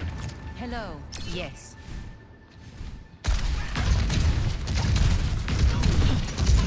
Pre-flight checklist complete. Running clean and hot.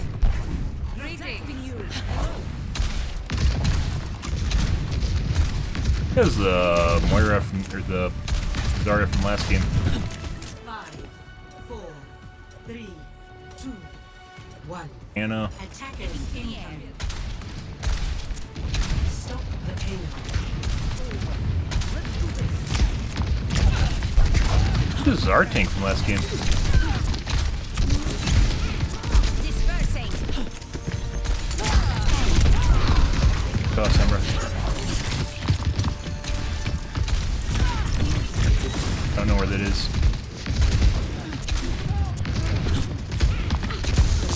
There it is.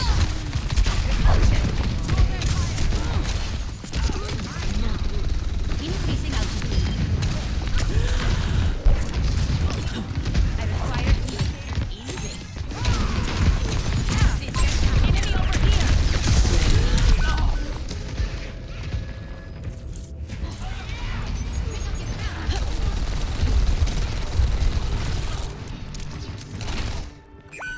All systems nominal.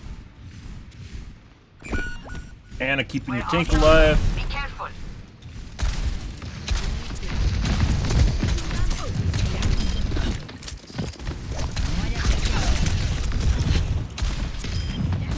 What that was about. distraction.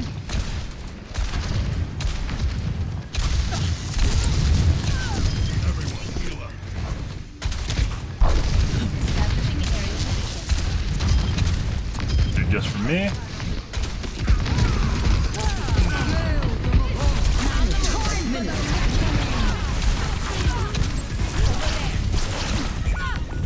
Died right on top of the healer.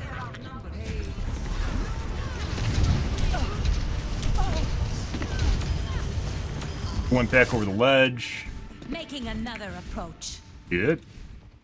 The payload has reached insufficient altitude. Rains from above. No, we need to get rid of her. Fuck off, Sombra.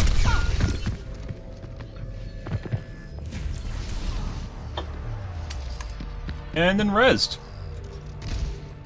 It was a waste because their team wasn't around to take advantage of it. Repositioning. Come get healed.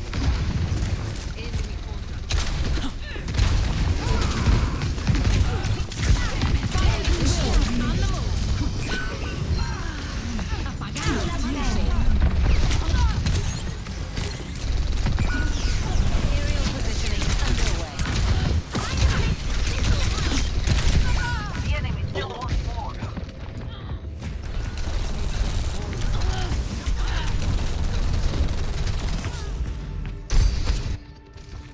All systems nominal.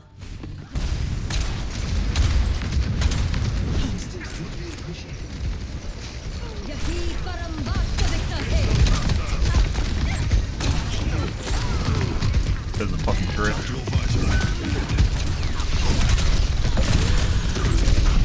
Establishing aerial position.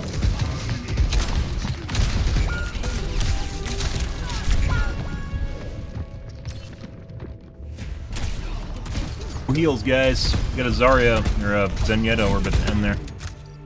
Cool. Always more to learn. Our Anna has 1,000 less healing. No, excuse me. Almost the same amount of healing as their lowest healer. Time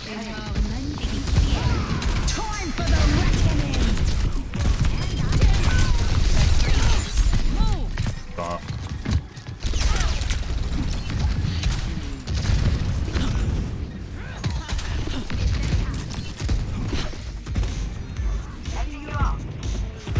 What? Nano booster. Increasing altitude.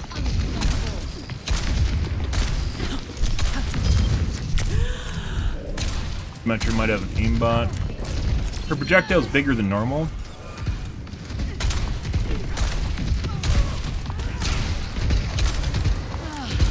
Finally got a heal.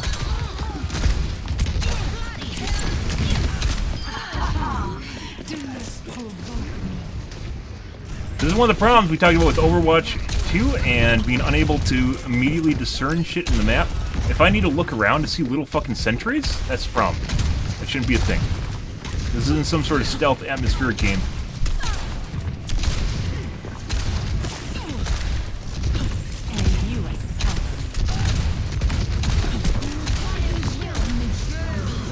Good. Rains from above.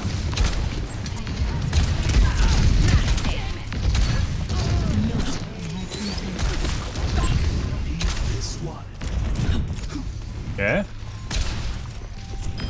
Group up with me. Tank is suicidal. Engage this enemy. Back at our spawn. I don't know why anyone would go over there.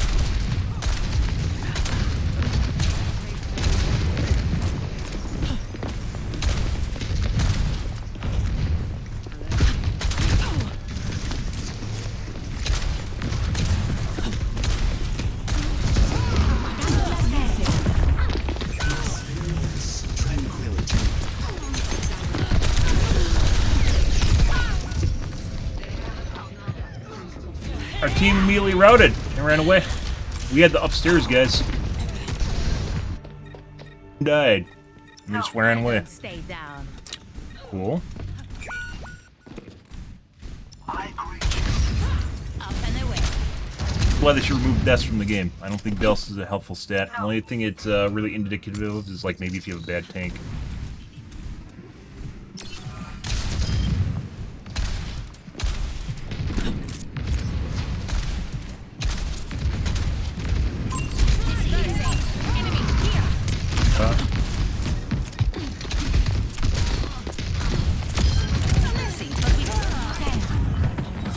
Excellent teamwork. Taking off. Time for the reckoning. Enemy over here.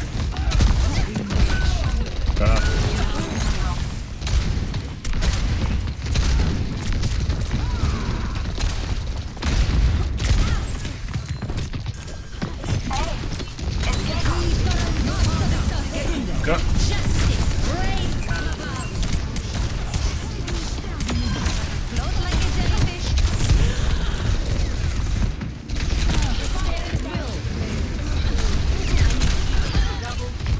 Heat check confirmed. Establishing aerial position.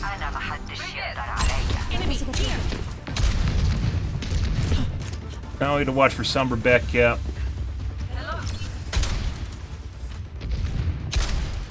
Affirmative. Burns right for me.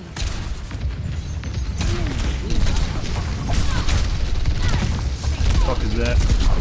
Taking to the air.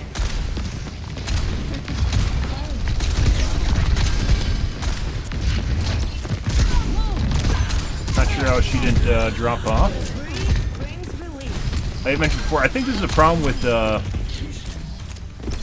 Farah's concussion missile. There's something broken with the physics on it. It happened probably 2 months ago. Translocators set.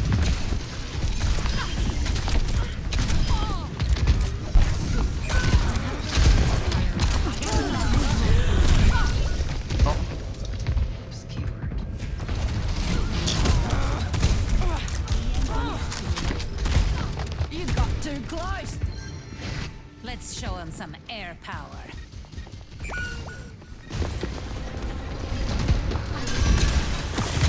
Aerial positioning. I require just Then she's gonna get res. I'm unstoppable. Teammates are dying to turrets. Sentry I don't turrets. want to talk about it. Not a torp turret, sentry turrets. Okay. Let's kick this off.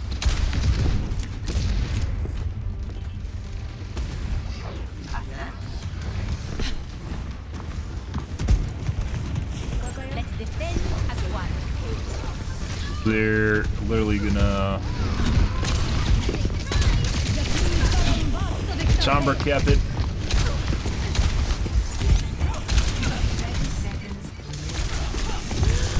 She has fucking set. I fucking hate the art style of Overwatch 2. This should not be a thing where I go up and I don't see the fucking sentries on the ground. Because there's like a fucking red hue on top of the casino because they want to make it atmospheric. That should not be a thing. Keep it tight. I don't care if you're trying to account for the feelings of your map designers. Fuck them. Where like my color needs to be like magenta, but magenta is obnoxious to look at, which is why I don't have it as magenta. It's literally like the only color that works for almost all settings is magenta, but it makes people look obnoxious. All the colors in the accessibility menu, guys, not all of them, almost all the colors in the accessibility menu aren't bright enough.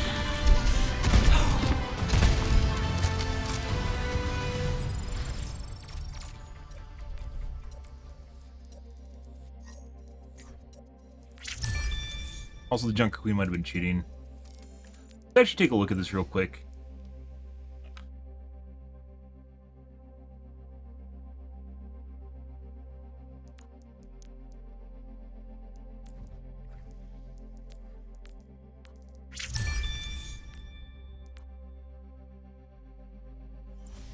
Fucking work. Our healers were, I mean, that's a little bit better, and it's a Zen. They really should add Zen's damage that's generated from his Discord orb should be added into his damage total. I guess it's part of what good players will pick out, right? Take a look at the Junker Queen, see if they're snapping. Welcome to second. You're ready for battle.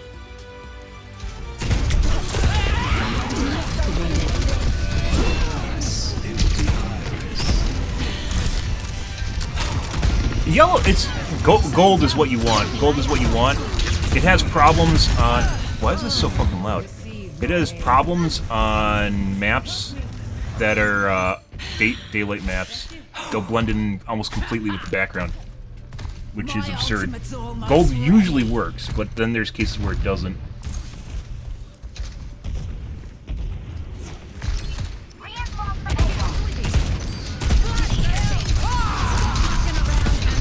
Yellow's too bright. Gold is somewhere in between. It's fucking weird because like you look at the orange, you look at like orange, and even orange doesn't like. You'd think it's like kind of like a good color would be orange, right? It's not. It's like pukish brown. And like the one orange color that would probably work, which is what they use for the menu, you can't rebind. I don't know if it's a bug or not, but it's for like the notes or something. You can't rebind it.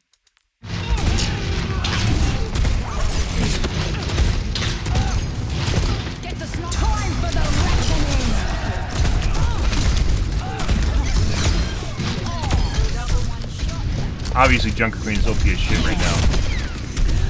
Regardless.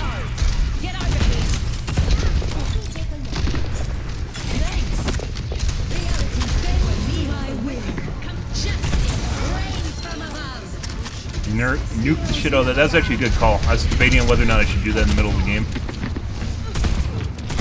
Pretty sure she's cheating. I don't know.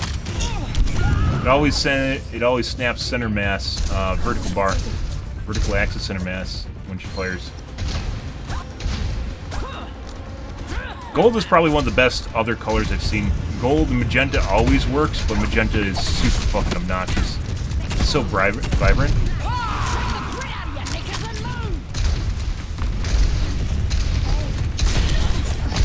Like, it doesn't matter what he's doing, it always snaps the center mass. No, not center mass, vertical bar mass. So if you can imagine, what I mean by a vertical axis, this happens a lot with Genjis, is if you can draw the line straight up and down the character, you'll see it snap anywhere up and down the line on the character.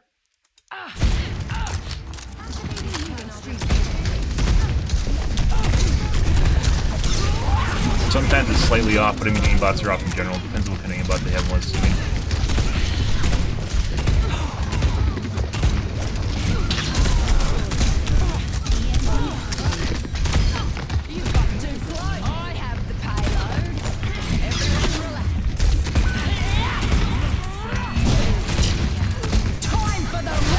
like, you haven't seen any shots where she just completely misses at all. Shotgun, obviously, but if you look at the center aim.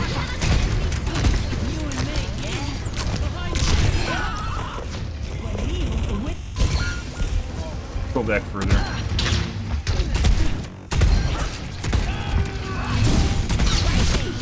Yeah. That's what I'm thinking. Like, obviously, it's not like just like snaps to the same point on your chest. Sort of ordeal. Here's like like if her aim's far enough off, deviating to the side, it'll snap to the center. So like it'll snap from like maybe anywhere about here to here. It'll snap the chest, and she doesn't fire outside this circle right here. It'll snap the chest.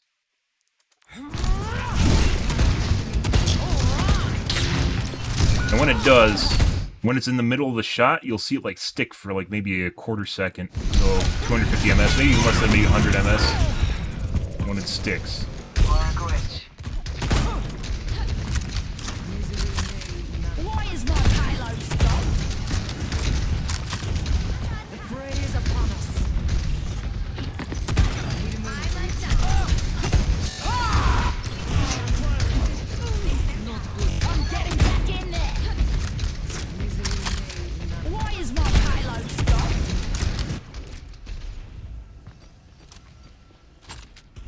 Where I am? Don't watch the doorway. The fray is upon us. That's it.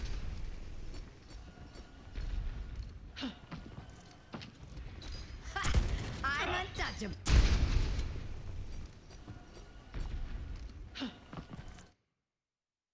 There? I mean, she was coming around the corner, so maybe not. There's a lot of people, mind you, so there are different types of cheats. different severity, you could say, of cheats. And the ones that are very, very difficult for them to actually nail down are types that will look at your output of your monitor and adjust your aim based on it. They're very difficult to nail down. They won't do any sort of injection into the game itself, and as such, they can't really detect it. Like a wall hack usually is something they can detect. So oftentimes you'll see an aimbot without a wall hack. And right now I'm kind of looking for a wall hack.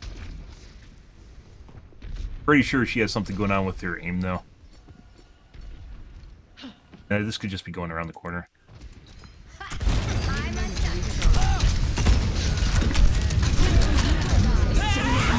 I wish they'd changed the replay colors. They should match your in-game settings. I don't know why they don't. Okay, enough of this. Not really... I generally don't look at replays because it's a huge waste of time. We spent basically the same amount of time in that game as we did just looking at their replay. 7 minutes ago. Almost the same amount of time. And it can get even longer than that depending on how many people you're looking at and what you're doing. Bot face. Let's do vertical bar on character, on trigger, pull, no over, under.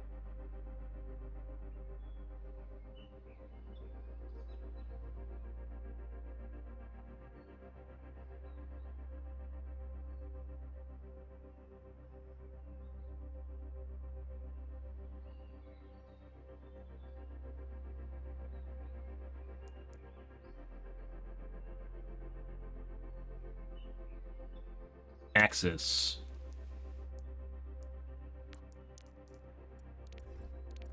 Okay, I gotta take a piss, guys. Again, drinking water, guys. Drink your water. Good evening, by the way. Good evening, Craig. Hi, hi.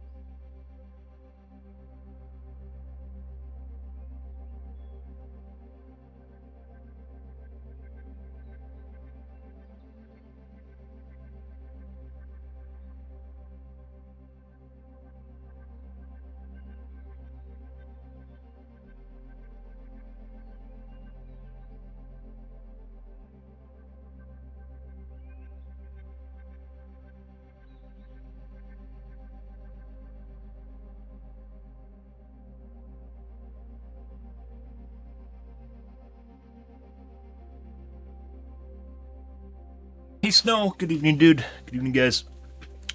Alrighty.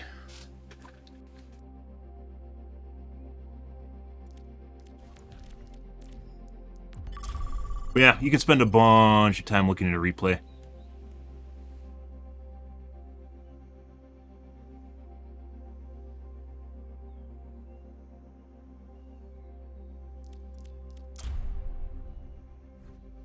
Shots tonight feel pretty on. Aim feels pretty on.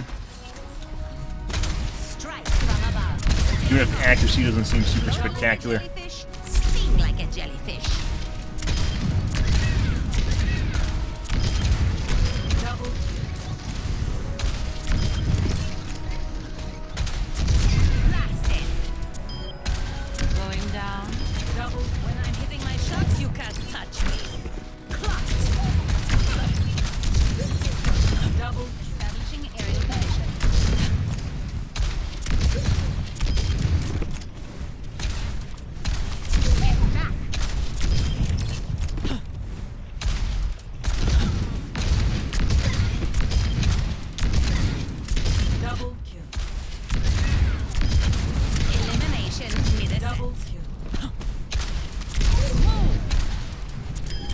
But yeah, anyways, as mentioned earlier, guys, I might consider streaming to other platforms.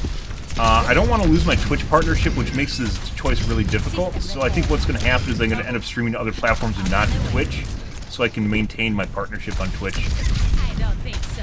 So I'm not a big streamer like Ninja, and I can just get it back by just saying, "Hey, Twitch, I'm back." You know, it's one of those things.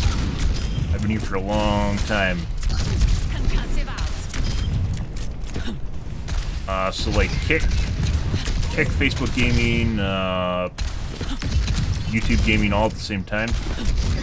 Maybe Trovo. Trovo's a Russian site. Taking off. Not sure. Like I don't know if I want to show up on foreign sites because you probably get hate from the locals sort of ordeal. There's a lot of options for streaming besides Twitch. The reason for that is because my stream generally hasn't grown at all. So I've talked about that like last year. I was thinking about doing that, and I put it off, and then put it off again. Establishing aerial position. Double.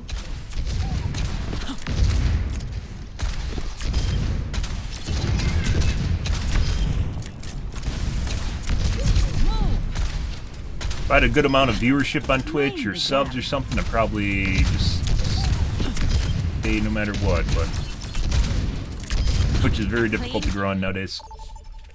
At all. Especially late night. This is actually probably one of the worst times to stream is literally right now. Because you neither get the North American people, nor do you get European people, because it's too early for Europe. Like Asian time, and Asians generally only want to watch people from Asia, so China. Occasionally you get Australians, and you have to be one of the bigger streamers at night. There's some streamers at nighttime streamers that maintain like 1,000 people, and they just everyone just flocks to their channels. Insomniacs. Clear head, sharp eyes. This obviously has a lot to do with me just streaming at the wrong time too, so. What's right isn't always what's legal. Then you change the laws. Easy for you to say. Hey there.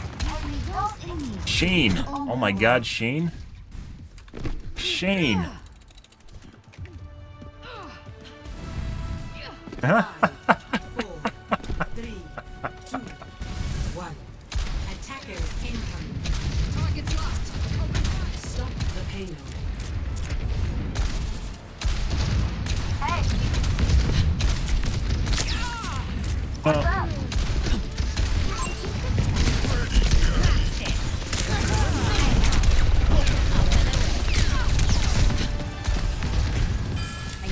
Went to small med.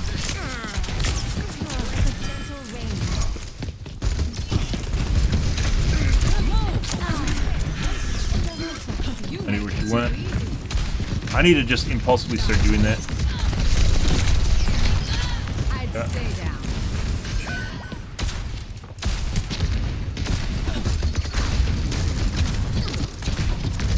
Enemy here. This. Excellent teamwork.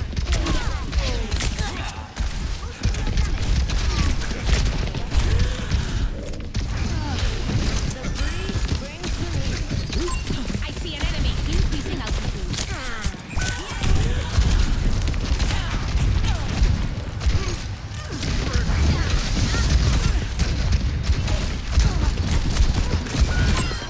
Messy, but we got it done. Hey there. Hi. Rains from above. What's up? Good. And the tank's dead. I love when tanks don't understand that they're actually a tank and they actually have meaning to the team, and they basically account for maybe 2.5 people when you kill them. That's a big deal. They lose all pressure. Unless we lose, our tank's already dead, but even then it's like a standstill, although we're down to DPS.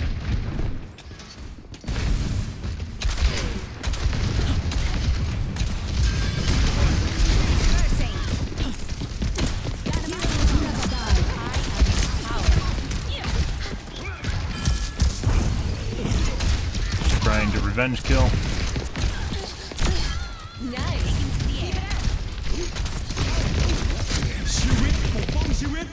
God, the line of sight.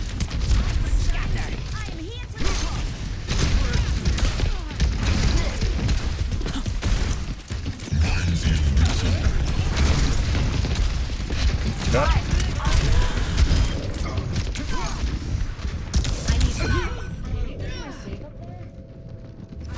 We had a Kiriko somewhere. I don't know where she was. Mercy was healing someone else.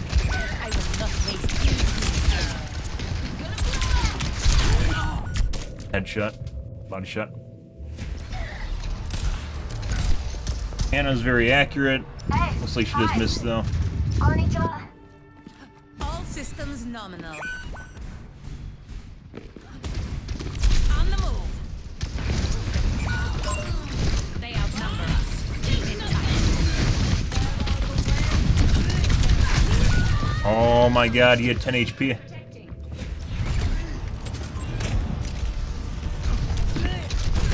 He did literally have 10 HP. Time to kick some tail. Not figuratively, literally. What's up? It's go time. I don't actually have a...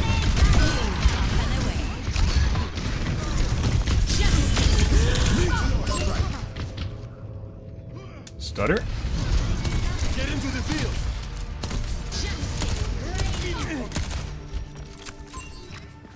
Shake it off.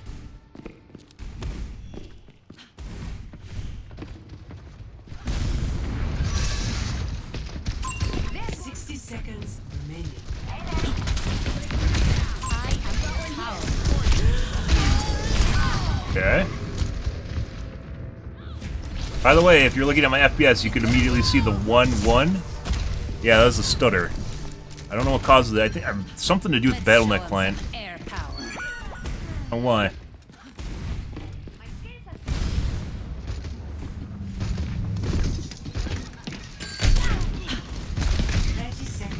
Hi. Heroes never die. We're almost at the end.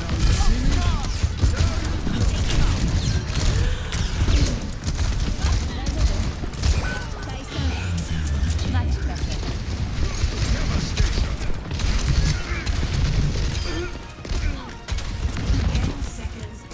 That's strong. We can do this. Yeah?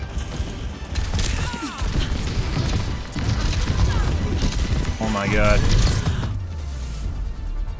Missile. Yeah, they did C9. Fair damage though. Doing work. Getting focused too. This game is booty. It's getting there. I don't know. Like, I still enjoy it. I wouldn't play it if I didn't enjoy it. There's only so many options you... There are only so many options you have for Twitch, so you have to understand that, like, if I stream just random shit, there's just literally, like, we're gonna have even less people watching me than currently. The only time you can be diversity or Strike from above. When I'm it's a random streamer you can't touch me. is if you have basically a following that follows you and watches anything you play. A variety streamer. That is reserved for people that have shitloads of people watching them. And then you take a huge hit to your viewership when you do that. Twitch actually does not have much in the way of games for you to stream. There's a lot of games out there. There's not many games that people are willing to watch, which is fucking weird. If that's the case, so... That's why a lot of the Overwatch 2 streamers, just like in Dead by Daylight, there's Overwatch 2 streamers that don't want to change games because they know they're going to lose the majority of their viewership if then they do. They're trying to transition to Valorant, mainly from what I've seen.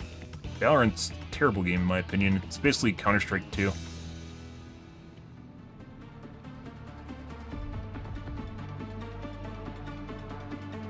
Yeah. Well, I mean, you aren't really watching the person anymore. That's just, you're watching a show with them, right? We do have a podcast. I do have a podcast at the beginning of the stream where we kind of do that. Yeah, like there's a game right now that couple of variety streamers are streaming called was it Macrium or something? It's an auto battler. It actually looks fun. But besides those handful of variety streamers that for somehow pull 2,000 people watching them play that, like it goes from like them to probably about 70 people or less as far as viewership goes. Like you legitimately can't stream that. It doesn't work. It looks fun. There's a lot of fun games. I love playing Civ, dead game on Twitch. Sins of the Solar Empire, no one watches that.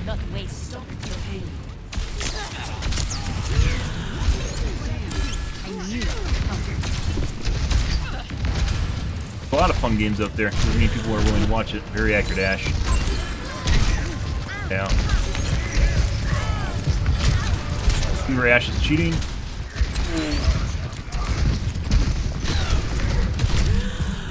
Jesus, she's like 1-2 taps constantly. Yeah. And then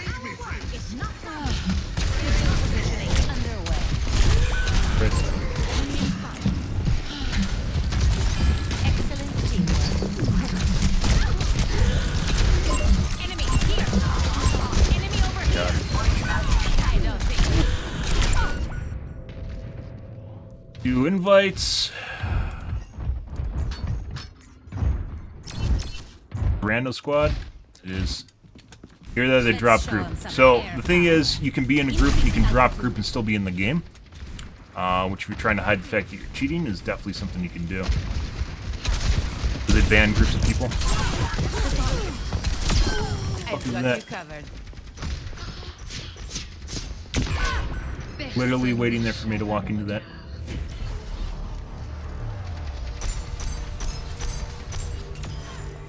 Pretty sure there's a pre-made, as could be witnessed by that guy knowing us one shot from the Ana, while not participating in the forerunning battle in any way, shape, or form. So these guys, for some reason, drop group with each other despite them being grouped together, which probably means these guys are cheating. Ash, I'm very certain, is cheating.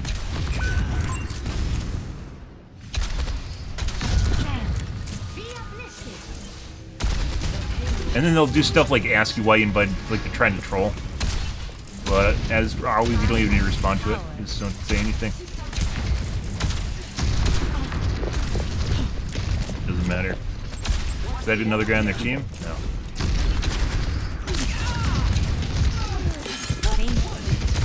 Broke the hook. So the Ana and the Zen, I'm pretty sure, are together. Possibly the tank too.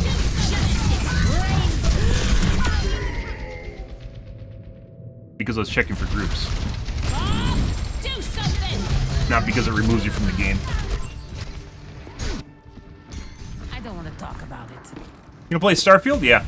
I'm definitely looking forward to the Bethesda games. So we'll probably play that. Like, I occasionally go and do a single-player stint. Single-player games are kind of my,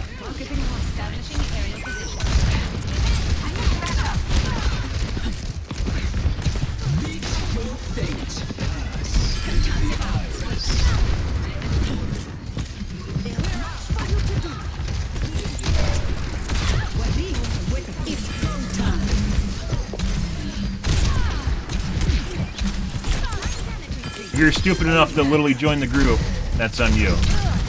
Most everyone knows about that, so it's not why we check. They're just trying to, so like people like that will try and guilt you. The reason for doing that is because they don't want you to check for groups. Just like when people cheat, they don't want you to actually know that they're cheating. Like they don't want you to think that people cheat at games. It's the same shit.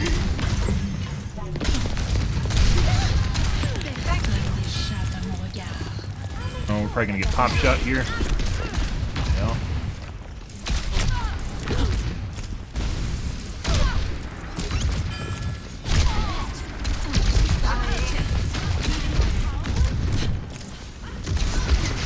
Fine.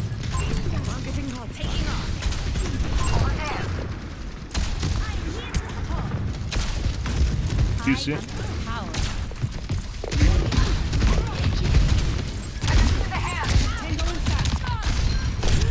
No. Whenever someone tries to pop shot you guys, just hide. 5,000% increase their accuracy when they do. I.e., they're probably just cheating.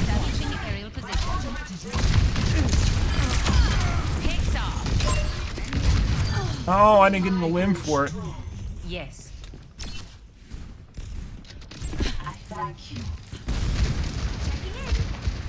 Yep. So, and they know now that now used to be a thing. Used to be able to find people in groups all the time. Like, this feels like a group, but I have no way of proving that anymore. And Blizzard doesn't tell you because that would make people angry, right? Because then you realize you're probably at a disadvantage. You wouldn't want that.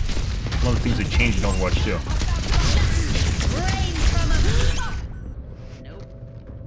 Nowhere. Oh, maybe they're baiting. Was it? I think that was bait. 100%. So I'm pretty sure these guys are in groups together. The Baptiste literally just walked through there to the tunnel with the plan of throwing down his lamp because I was going to cue him.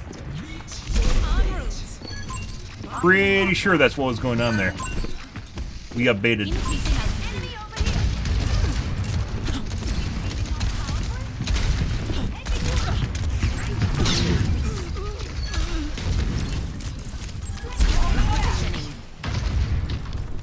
Because he put it in a spot where I couldn't blow it up either with my Q. It was underneath the Eve.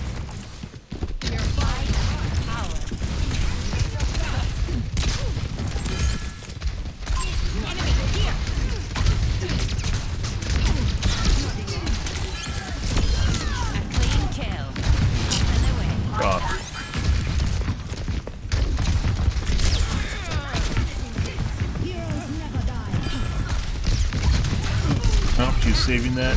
Bye.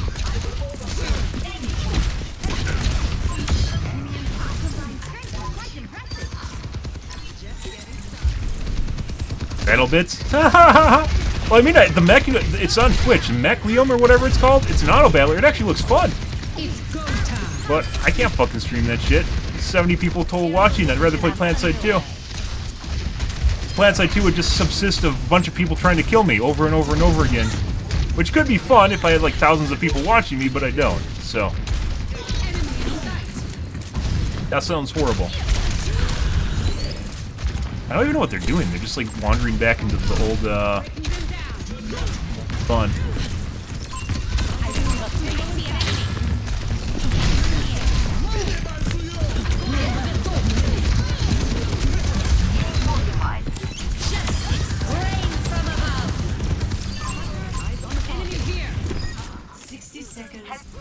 Gone.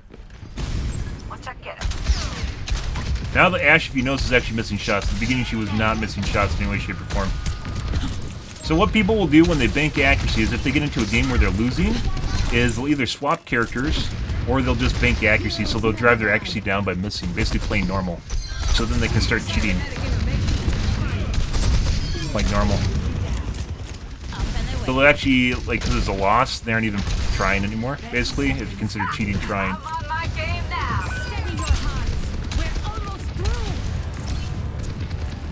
Yeah, that's the fucking king.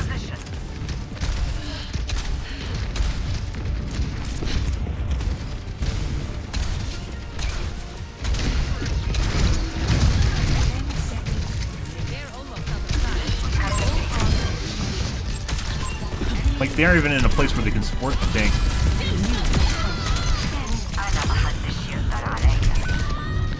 He's a knower.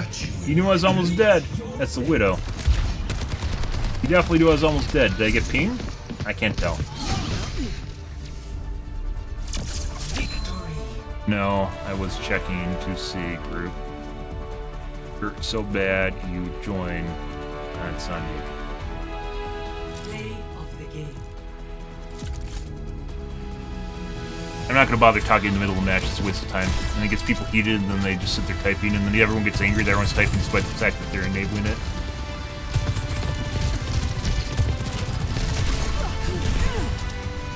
Which, by the way, the game used to tell you when people were grouped together, and you could easy as shit see. So we're going to report the Ashe. She's probably cheating for half that, and then she stopped when they basically got hamstrung. Which is this guy. When did she stop? Was it at P1 cap? Sometimes they'll alternate. They'll do different things, so people will choose when they toggle on and when they toggle off, because if you toggle the whole game, you have such high accuracy that you get stat banned. There's actually stat banning in the game, so they have to meter themselves. They'll do all sorts of different things, oscillate. Sometimes they swap back and forth with another DPS on their team. Sometimes it's based on pushes. Sometimes it's based on points. So I think the Ashe toggled off P1. And she became a normal Ashe. It could have also been when they couldn't actually succeed at pushing anymore. P1.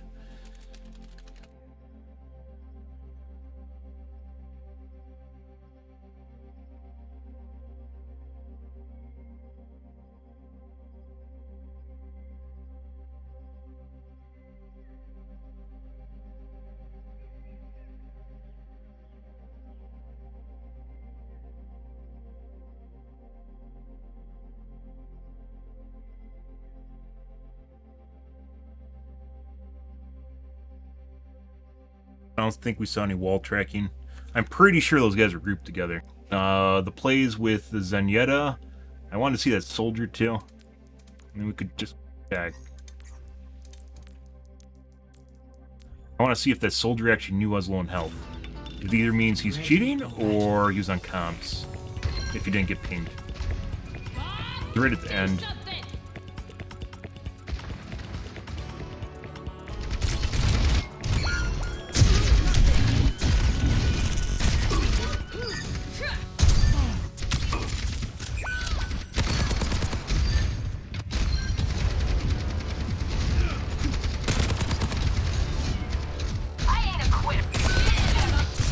Too far?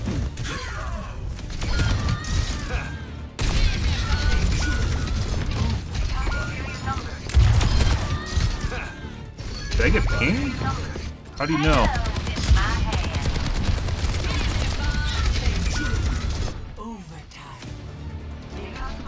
There. I don't know if the ping system works properly. He knew. He shouldn't have had... Did he hit me prior to that? I don't know how long the health bars stay on you. He shot me here.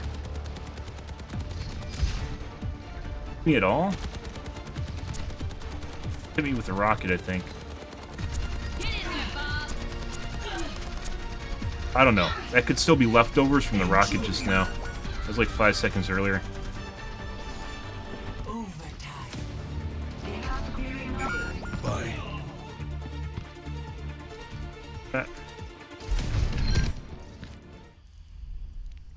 No.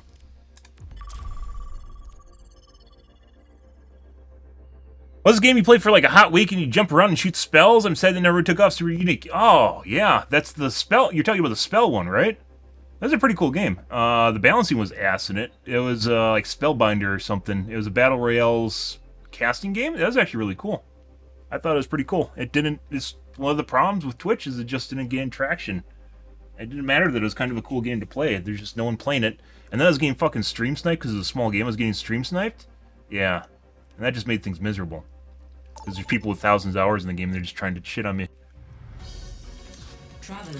Pretty terrible too. And once again, if I'm going to get stream sniped, I'd rather play PlanetSide 2. And I don't really plan on playing PlanetSide 2 anytime soon, so... Yeah, it's like Spellbinder or something. Spellforge, Spellforce. It was actually a pretty cool game. Where you'd like loot spells and you'd level up, and there's like flying in the game too. That was actually really cool. Cool idea. It just didn't take off. I saw Lyric playing it and decided to play it because it looked fun. And then I played it for like... It was more than a week. I played it for like 3 weeks. Like I tried to make it work, and the only thing keeping that game like on Twitch was Lyric, and he stopped playing it, so then it went away. It's a sad state of Twitch, guys. It's just there's no diversity. Everyone streams the same shit because no one wants to be the guy that doesn't have anyone playing, and then the people that have people watching don't they don't regularly stream a game that has no one watching it to the point where it's on, like it's big again. You're basically at the mercy of whatever the big streamers are deciding to do with their time, unless you play one of the big topics. Like, as far as, like, viewership goes, Overwatch is, like, on par with Dead by Daylight right now. This isn't even a net win, except I want to play a first-person shooter, so...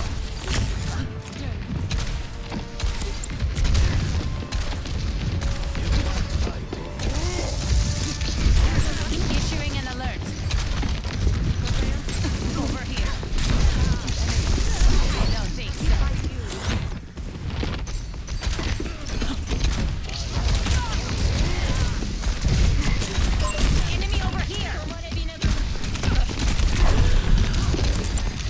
my concussion missile just went. Used it. That ass was blocking the Genji.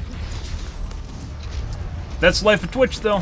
And you basically have to, like, you're locked into streaming a big game unless you're a variety streamer. And, like, the weird thing is, variety streamers, if you are a small variety streamer, you have to stream variety. You can't play mainstream games anymore. Like, the people that are watching you are, like, aghast or taken aback at the idea that,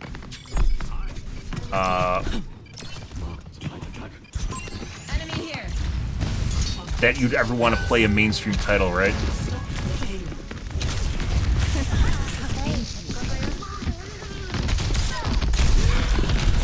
I don't know why I'm not doing damage to any of the guys around them right now.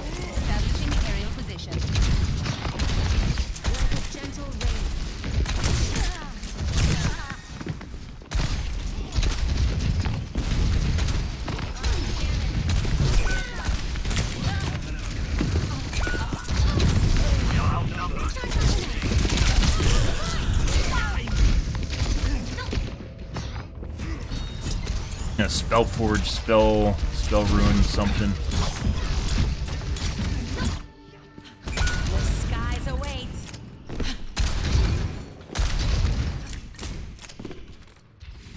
En route.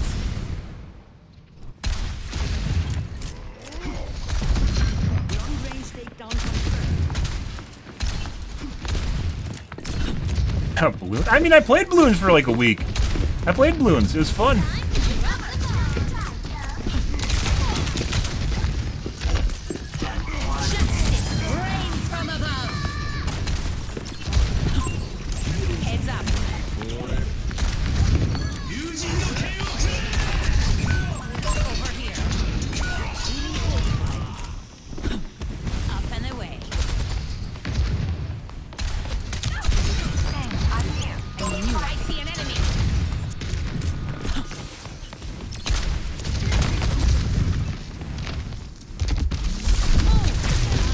Teleport?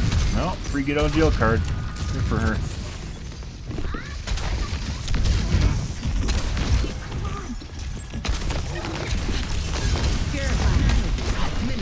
Oh, there's teleport. I need heals.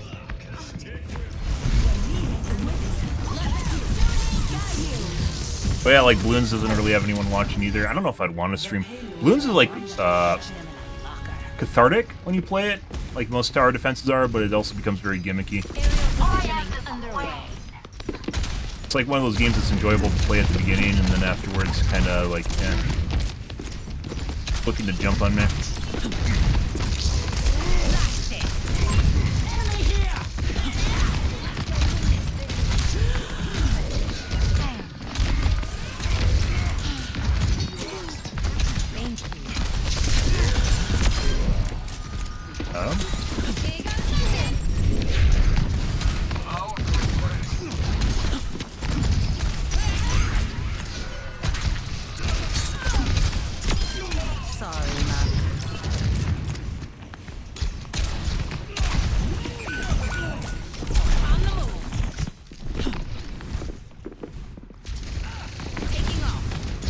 DPS, our support's too far back.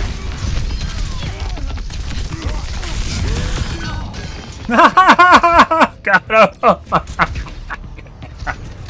I was debating on it. You have to be at just the right spot to do that. I was hoping to not kill myself, but it was also good enough to kill him instantly. I don't know what. There has to be a bug with Pharah's Q. There has to be a bug with her Q where you do less damage at range. And I'm not talking about the missiles will land in a box no matter the range, but it seems to decrease the amount of damage at range. I don't know why. They don't have damage drop-offs.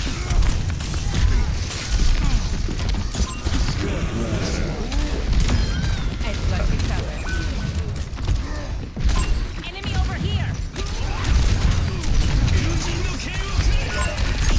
There we go.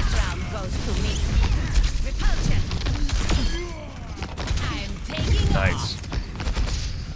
Slither? I'm more from Gario, which is what you're probably thinking, the blob one, to Slither. And I was a Slither streamer for a while, and then I learned that basically everyone that plays Slither that's remotely competent at it uses the cheat, which allows you to zoom out, which basically ruins the game. It's another game ruined by cheating. Hilarious. And that's when I stopped streaming Slither. Sadly. Funny. Like, I wanted to be a Battlefront streamer, and then I played that game, and there's a shitload of people cheating at it.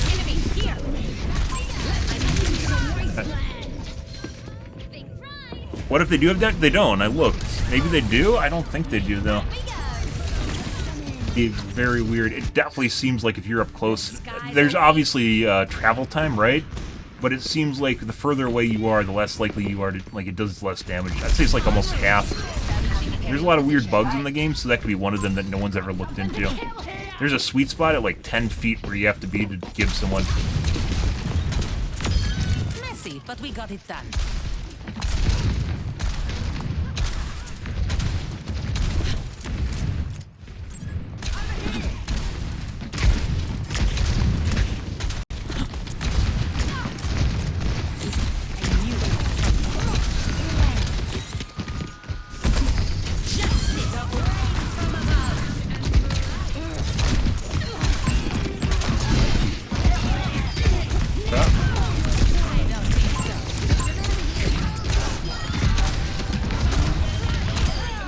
Wanted to kill that other one. Well, it's not. I mean, if you shoot right here, if you shoot at a wall, oh, there's a Me Too Fair. If you shoot at a wall, it'll land in the same size square as if you're at range. They don't spread. It's a pattern or a box. Me Too Fair. Yeah. Over there.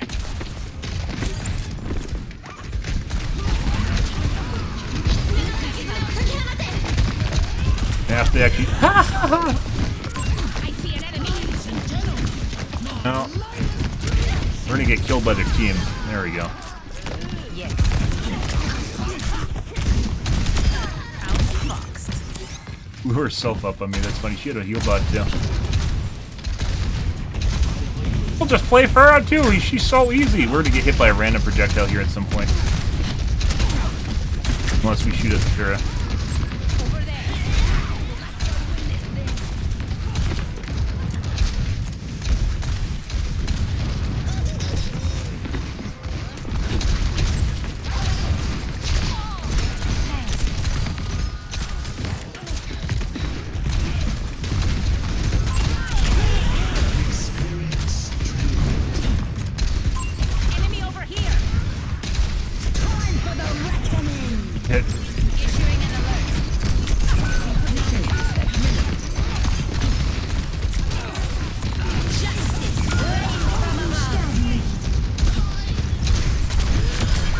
Got the Farah, and there was the tank. Is that the Farah? No, that's the tank. The tank, why'd their tank leave? What? They actually have a chance of winning this right now.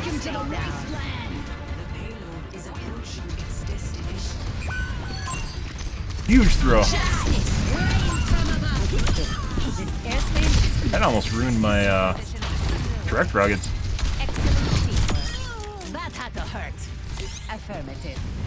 Dude, they had a chance of winning. And the tank left.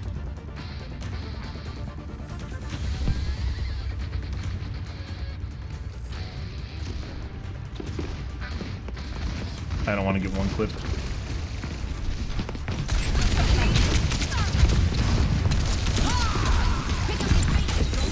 You ever wonder why what encourages people to cheat? Yeah, and there's a diva.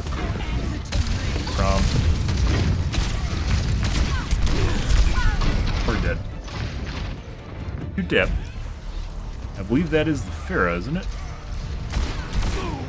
Yep. 10 seconds. Shake it off. Dead. Or now they win. Funny shit.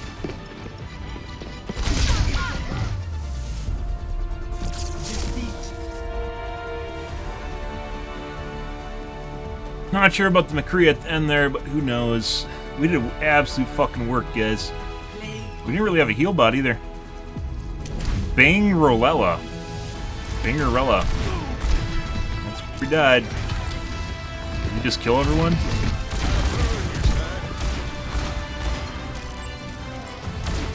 Like, if you're looking for the cheater origin story, it's shit like that. It's no wonder that so many people fucking cheat in this game. Like, it's so stressful. I mentioned before that Farah has to give so many people PTSD. Where they, like, literally can't, like, function properly unless they kill Farah.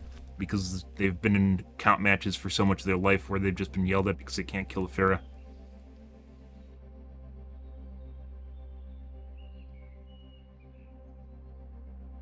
Well, next game. It's funny that tank left, and they probably could have won on that push if they didn't leave. The tank got rezzed. The tank fucking got rezzed. The Mercy even rezzed the Pharah too. Maybe the Mercy rezzed the Pharah instead of the tank.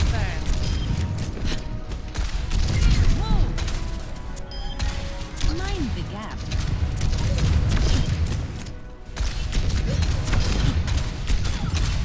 Double perfect hit. Yeah, that's why the tank left. The Pharah got rezzed instead. Funny.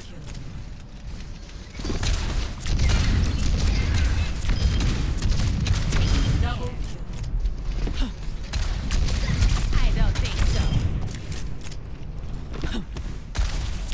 No, everyone's all flicks, and for some strange reason, there's some people that just they constantly flick, and it's perfect. Top 500 owl player Smurfs in Plat and Diamond games. Very common. You'd almost think there's a lot more than 500 top owl players. Actually, I don't know how many owl players there are. 60? Dispersing. Where's your jetpack? So there's less owl players than there are Smurfs. Or top 100 players. Like JRPGs? No, they're too grindy. Like, I get the appeal to them, and at one point I did play JRPGs, but a lot of grinding. Like, I'd rather play PoE or, like Diablo 4. Warframe.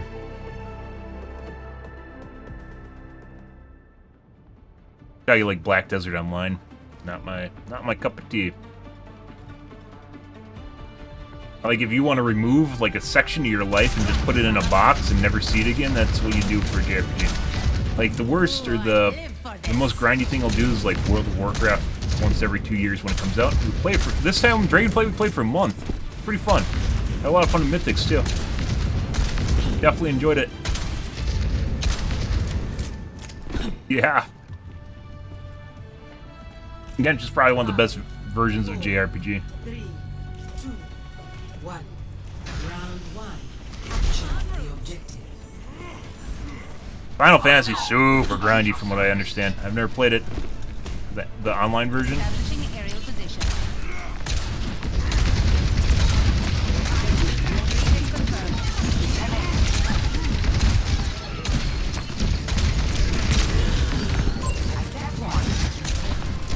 No.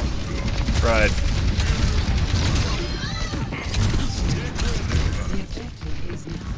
Why not join me on the objective? I know this aimbot grenades up. Single player JRPGs. Even less interested then. Let's show him. What's a single player I mean, Final Fantasy has single player game versions of the game. I'd rather probably play, like, if I wanted to go into, like, a single player phase, there's a lot of single player games I haven't played. This is a very accurate McCree.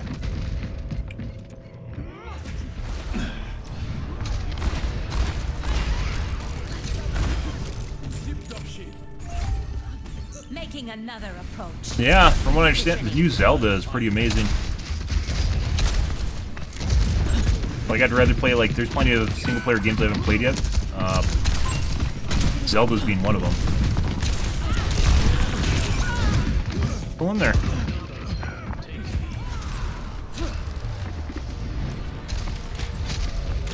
He responded to me prior and looked at me prior to him shooting the infravision arrow. Might be a pre-made. I don't understand that bug.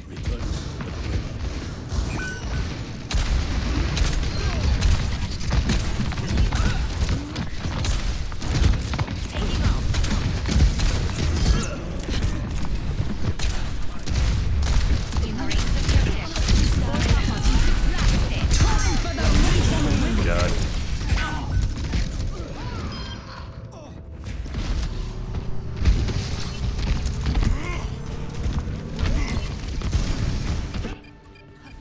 Let's show him some air power. Yeah. Some of those don't really, like, we played, like, not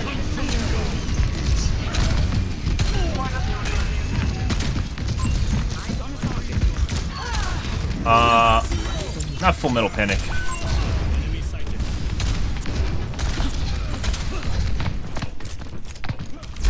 Oh, fuck that up. Fuck off, Bapties.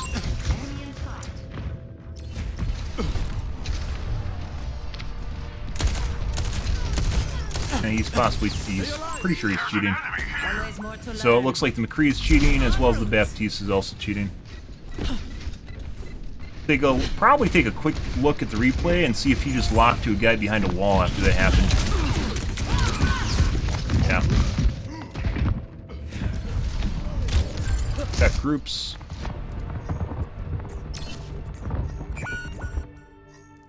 I don't stay down. You stack. Repositioning.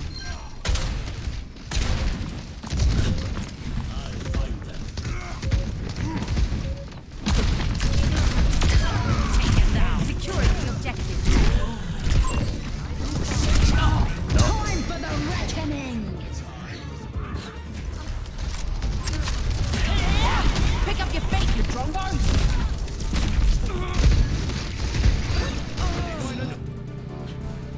Talking about the Baptiste? Yeah, it looked like he snapped to another guy and just... So a lot of people... If you've ever played a first-person shooter with a gamepad, which I'm certain most people have, there's a way that they play, which is they generally just hold down the fire button and wait for... Like, they'll try to maneuver it around and wait for it to snap the players. Like, there's no augment between fire and accuracy. Cheaters oftentimes do the same thing. Well, they'll just, like, hold down the fire button and wait for it to snap to people.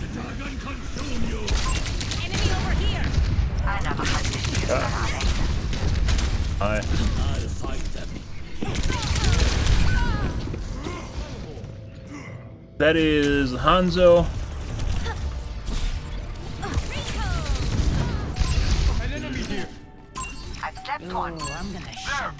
He checked group. Yeah. And people all are wizened up to it, so there's stat banning in the game, but Blizzard also bans multiple people if they're in the group together. So if they're routinely grouping with cheaters, they'll ban them. So what they do is they leave group when they join the game. And they'll dump group because it doesn't allow you the information to, I don't know what happened to their group. They just turned into potatoes again, including the McCree. If they're in a group, it says they're in a group. So if we look up here at the chat, it says they're already in a group. The game used to just tell you that people are in a group together. Now they don't do that. They removed it in Overwatch 2 because, or I don't actually know when they removed it. Because that would make people angry if they realize they're at a disadvantage, right? You don't want that. You don't want people to realize that they're angry. So you don't give them the information. And it's really fucking stupid because there's a lot of inferences you can make based on whether or not people are in groups and how they'll play around each other and around the game too. Yeah. So people will dump group when they get into a game if they're cheating together. We've seen a couple that are very, very likely grouped together.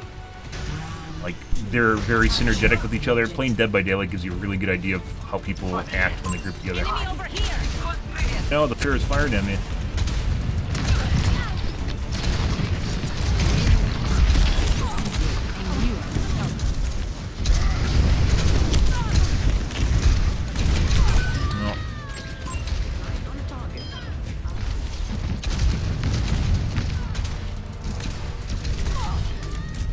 And dead. The objective should be Okay, ours my shortly. head's in the game. Taking to the air. Join me on the objective. I see an enemy.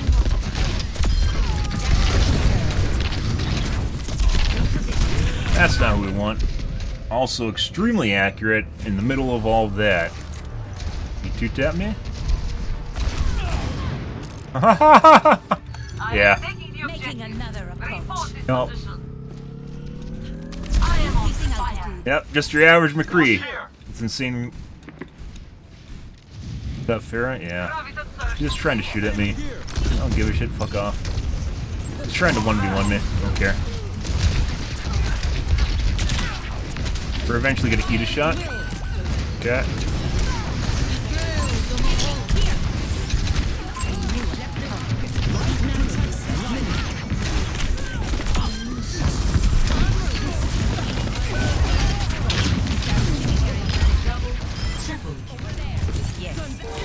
Give me your heal juice tree. Nom nom nom nom nom nom nom.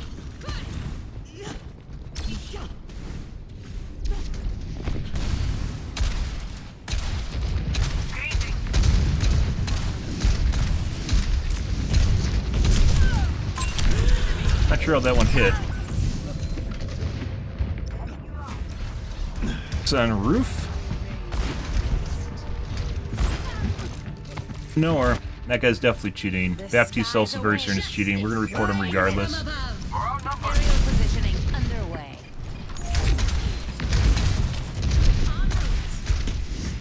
Tough, dude.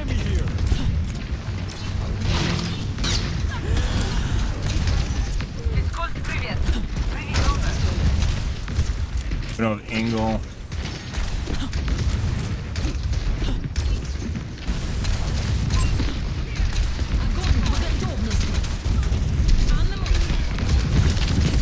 Oh, McCree it is.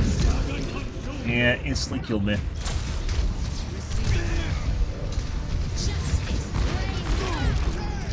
I think he actually missed. I don't want to talk about it. Wait.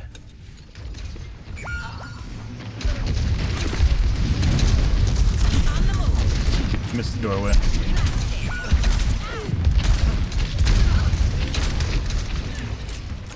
Fire at will. Up and away. Aimbot McCree again. No. We can't take the objective because he's 100% accurate, so. No. That guy's 150% cheating.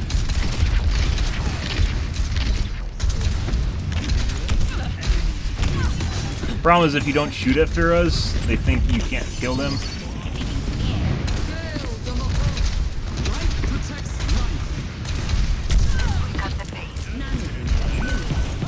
And it gives them an ego boost.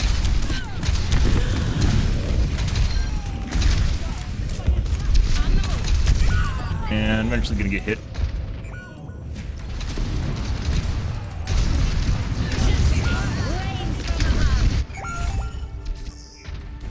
Returning to battle. Taking off. Even though Pharah versus Pharah is generally something you don't do. Because it's a huge waste of time. I don't think anyone on our team can actually kill their Pharah.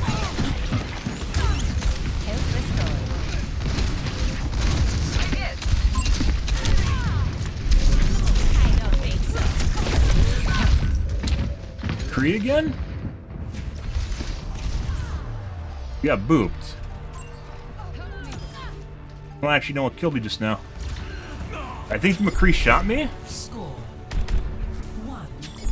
Prior to the Lucio boop. So Lucio boops don't do that much.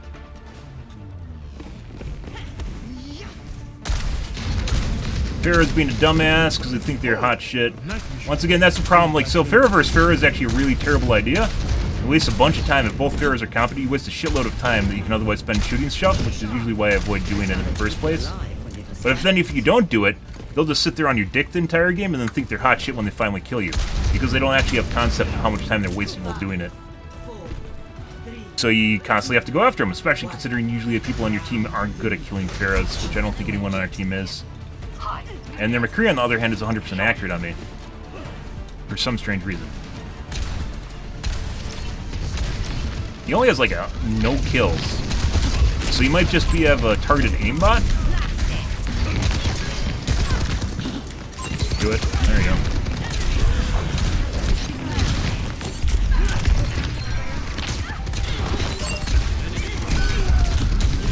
Kited their entire team around.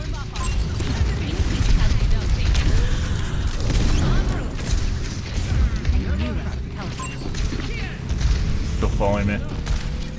Securing the objective.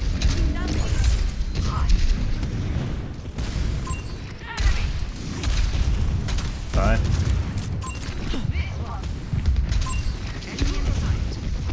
Group up. Aerial positioning. Yeah, this guy's 100% cheating. I don't know if he's targeted. We're gonna take a look at the replay. I don't know, this guy only has like 15 limbs, but he's 100% accurate. So my guess is this is a targeted aimbot, which means he's generally only really good against me, and then he has normal accuracy against other players. It's a way of playing around the accuracy, or I guess you could say stat banning in the game.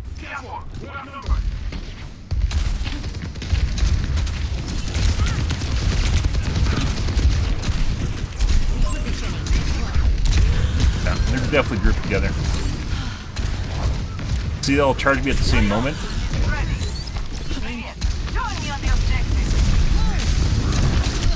No. This is definitely a pre-made, and there's two people that were grouped together. This guy knew where it was, too. Might be cheating, actually. I didn't think he was early on.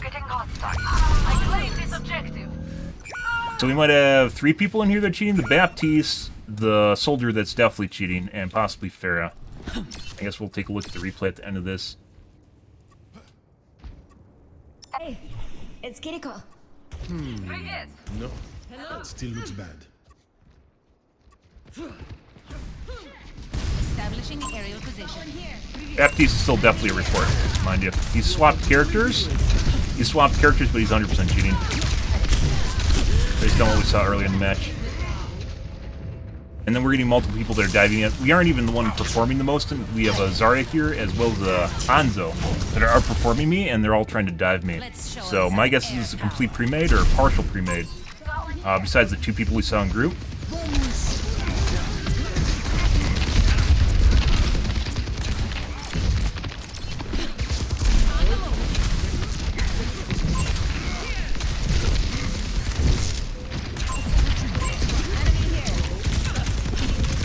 That guy is like, and for some reason my he just fucked up. That guy is 5,000% cheating. He doesn't like shoot at anyone. He just waits for me to show up and then shoots me. Or he doesn't finish people off. He has a shitload of damage but no limbs. I have as many limbs as him. Over there.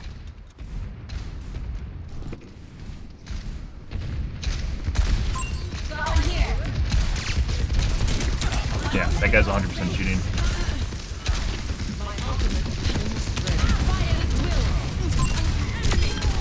Need my E for that. Bye. That guy's 5,000% cheating too. Like he's looking right at me as he's coming around the corner. Pretty sure. I'll take a look at the replay though.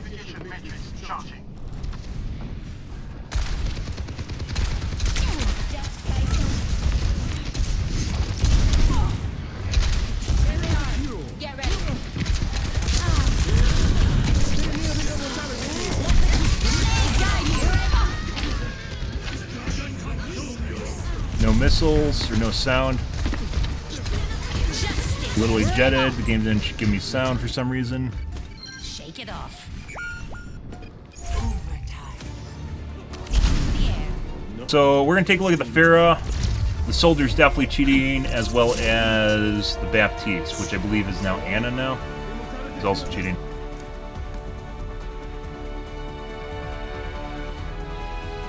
Okay. Let's see.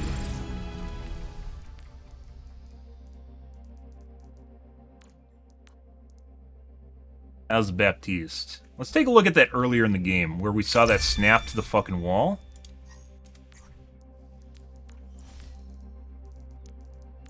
So, possibly a 3-cheat game, and it definitely looked like the other guys in the game were coordinated with each other, too. So this might be a case of a cheat squad that dropped group.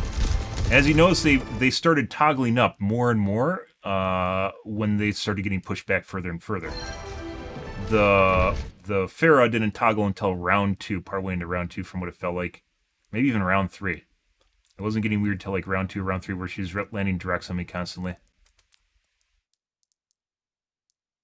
East.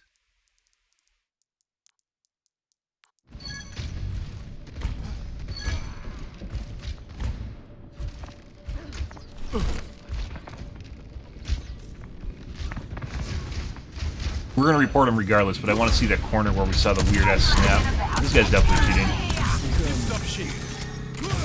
You notice after we said that he's like hardcore cheating, he swapped off BAP, and we never saw him play BAP again, despite doing good on BAP.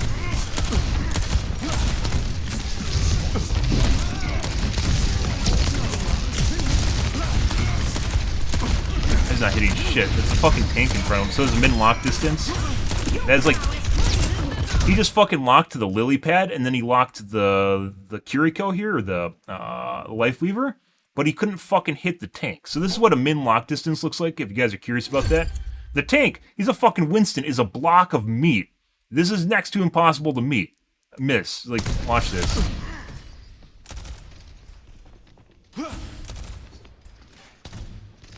Literally a chunk of meat.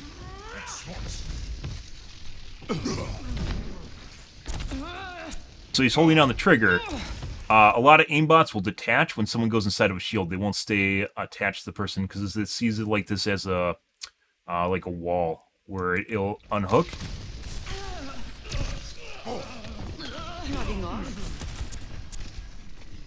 Then he jumps.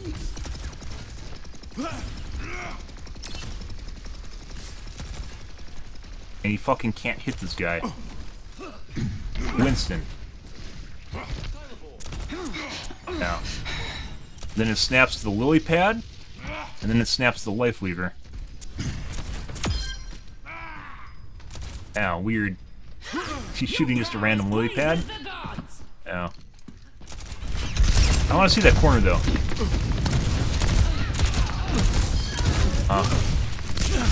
Just shooting at random shit now because he can't keep up with the action.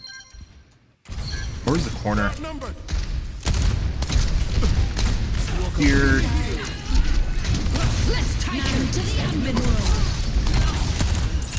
Once again, it locked to the lily pad, so apparently whatever he's using, we'll see the lily pad as an entity that it actually locks onto.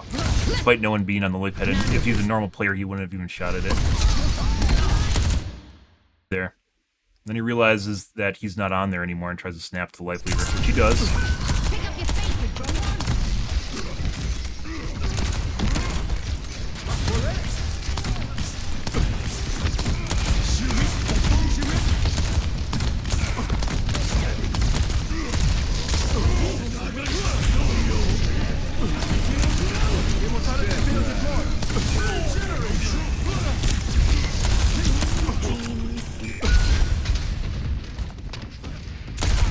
This is it. No, he's just holding down the button.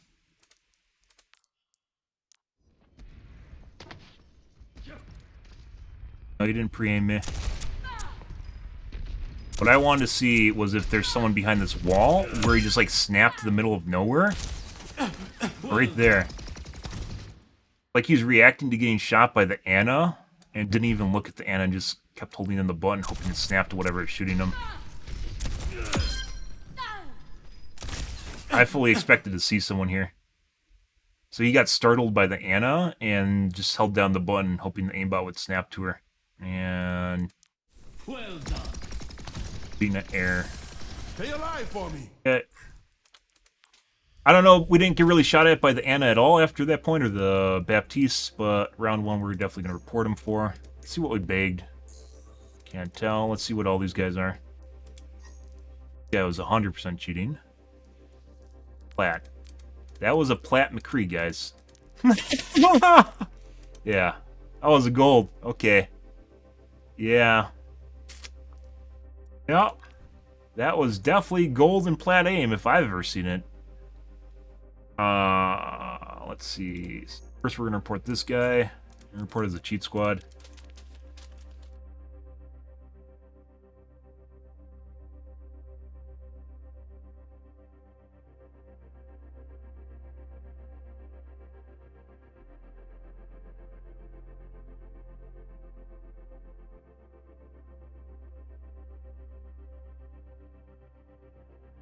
Pixels maybe. Like it's closer than that on the Winston, but I think it doesn't detect the player model as being the whole model. It's based on the center. So if you can imagine the center axis down the player or a vertical axis down the player, there's distance away from that, not necessarily the size of the model.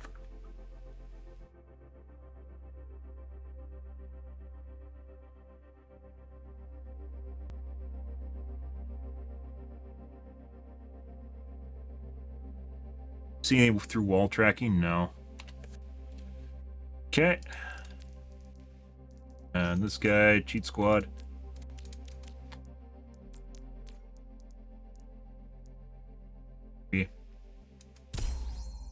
First time on accident, I didn't mean to do that.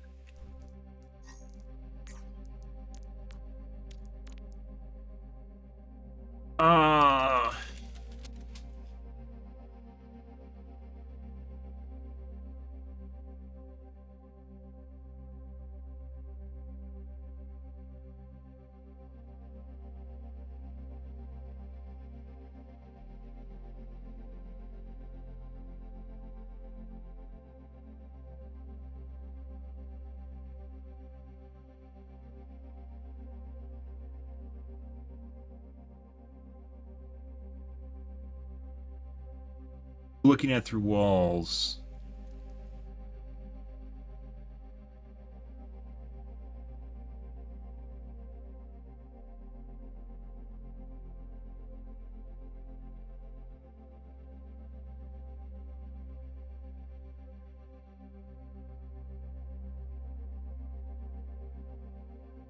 It was like the Pharah got insanely accurate. It was after we had that long standoff at round 2.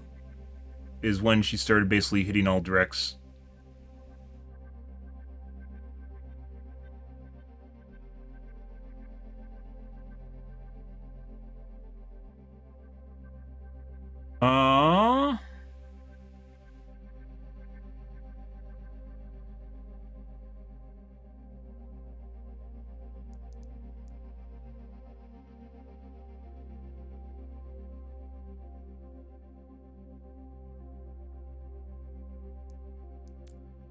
And let's take a look at the Pharah. Creating counterplays. Like I said, if you don't shoot at the Pharahs, they think that you're scared, and then they'll just keep doing it more and more, even though it's a huge waste of time.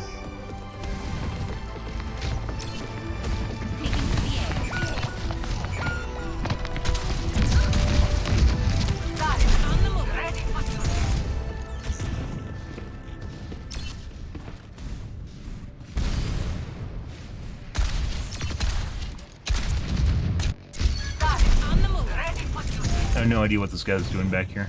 I think he was trying to kill me out of spawn. Marker.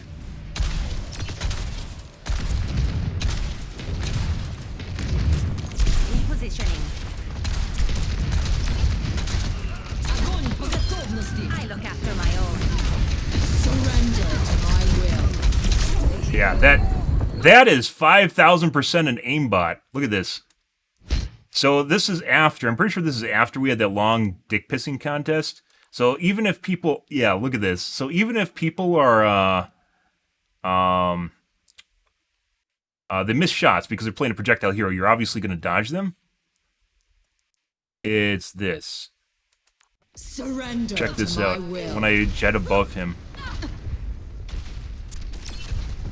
This. Oh, what? And he jerks the aim back because he has no fucking idea what's going on. So it was locked to me. He snapped to me off screen, and he actually ruined the shot. The shot was let. He jerked backwards, and it caused the missile to miss. So you'll get players that are so bad, they actually cause their aimbots to fuck up because like they don't know how to manipulate them properly. Yeah.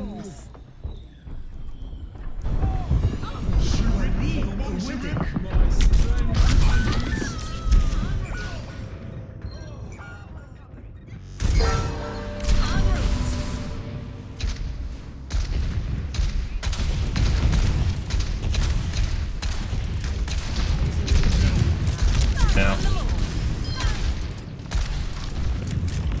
that was aimbot McCree. It's tough dealing with all this shit at the same time.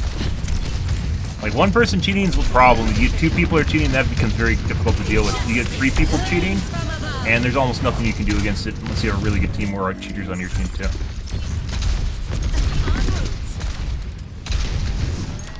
Establishing aerial position. They're always perfectly led, even if I come around the corner.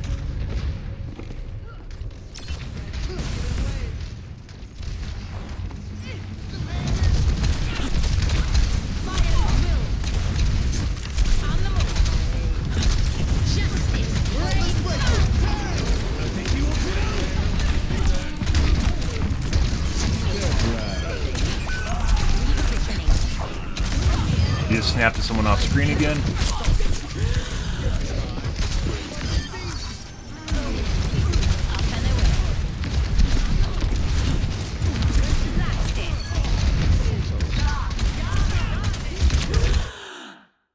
He just tried to shoot at me, but I went back into spawn. It relocked his aim because I was an invalid target because I was in spawn. It relocked his aim to the Zarya.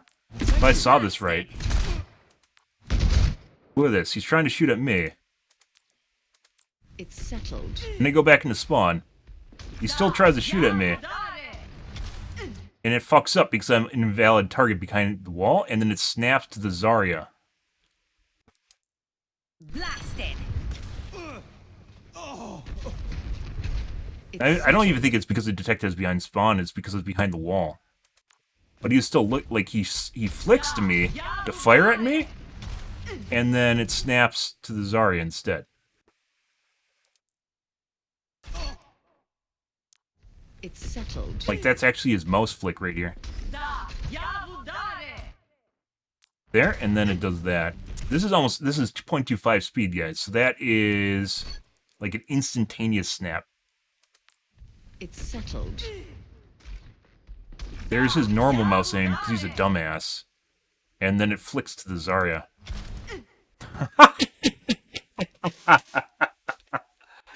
Yeah. You can't make this shit up, guys. Like I said, it's a pain in the ass. It's a pain in the ass in order to actually go through and each one of these videos or going through a replay, because this literally takes time, right? This took a shitload of time, where I could have been playing maybe even 2 games during this time in order to catch shitbirds like this. And like I said, I was pretty sure, I originally didn't think he was cheating, and then when we were starting to see kill cams in round 3, I was like, he's cheating.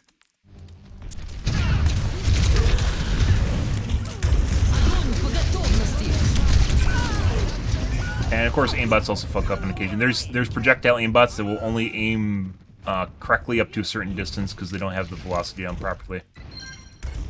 Or the developers are bad at math. Projectile aimbots are harder to program than... I think he just did it again. Harder to program than normal aimbots. Like, detects me as an invalid target and then it snapped to the Zarya? Look at this. He's following me? Then it snaps to a lead point on the Zarya, which he fires a rocket anyways.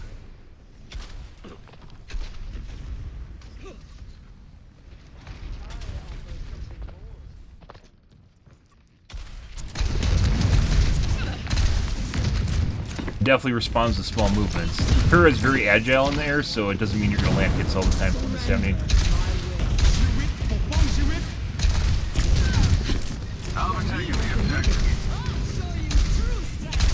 This is the pissing contest. This is where it kept going back and forth. It kept doing the same thing. Yeah. It was like a double flick where it snapped the... Like, he flicked, and then he pushed the button, and then it properly aligned with where it was actually supposed to go. It's like a double flick.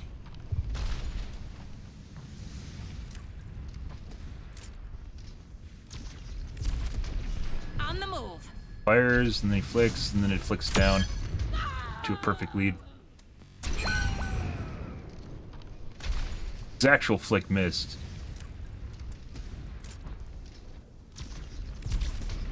On the move. There. Aerial Double flick. superiority. Perfectly normal. Taking the point. Justice reigns from above. Fire. I will lead us to victory. Taking the point. This guy's high on his own go juice because he's cheating and thinks it's his actual skill. So I think he does this Repositioning. to actually see the Hanzo. Not that it matters. Coalescing charging.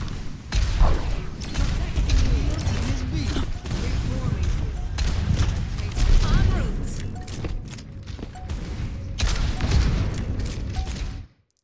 Fuck is this? There is no indication in any way, shape, or form that there's anyone back here. Why did he just go over here and just shoot a random missile?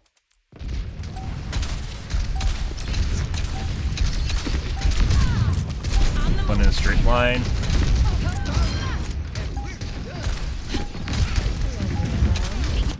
pre-aim just now? We're looking for pre-aim. Zarya is about to come around the corner.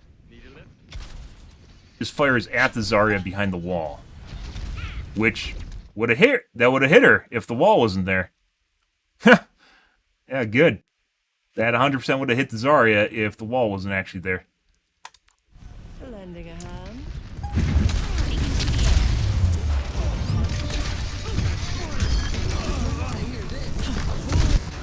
Yeah. This wasn't even what, like, originally I didn't even think this guy was cheating until round 3. I thought he was just another Pharah player. But obviously, after looking at the photos, the replay, after looking at the replay, it's pretty obvious he's cheating earlier than that. Yeah. Pre-aim on me again. This is where he started getting more obvious.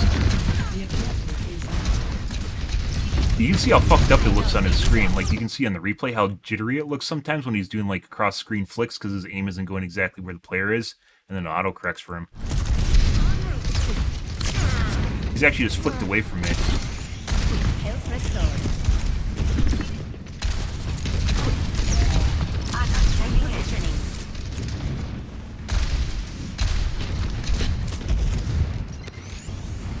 System repaired. En route.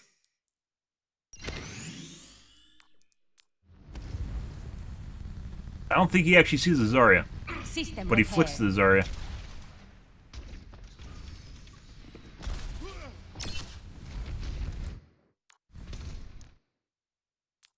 That was prior to her being pointed out.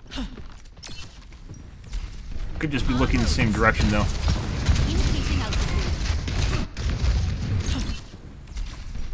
En route.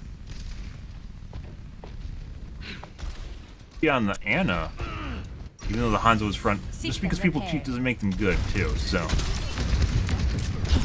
En route. Anna. He thought that Anna was going to come around the corner, even though the Hanzo was closer.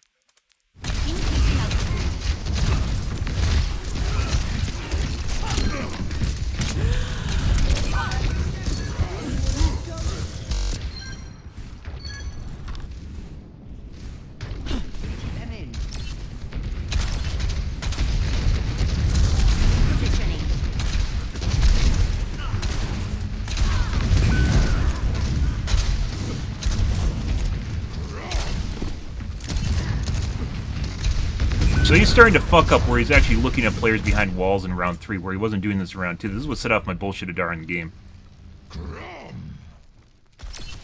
He just fired at the Lucio, or excuse me, the Baptiste, without seeing that he was actually there.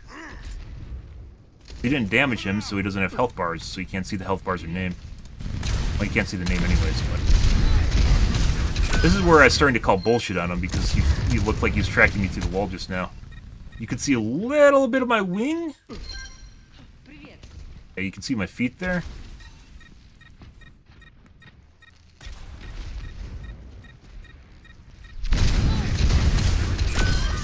Airspace is clear. You are blocking the skies. Definitely cheating.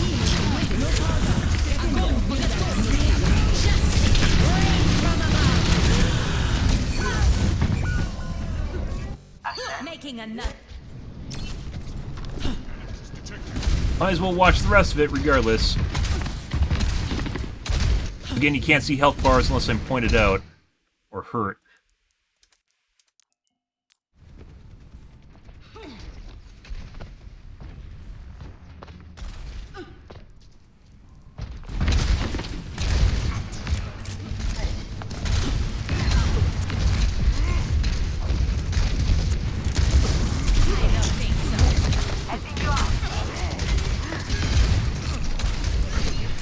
What the fuck is he even doing now? Did he toggle off? Last minute and a half?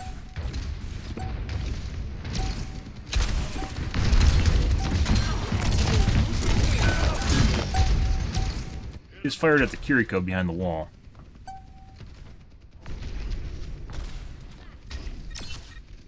Ah, perfectly would have hit the Kiriko if she wasn't behind a wall.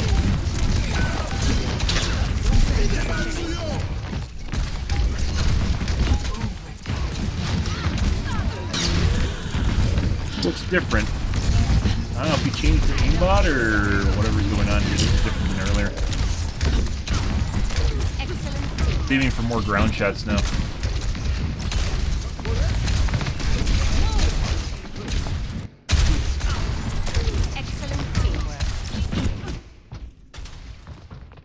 Rex, maybe?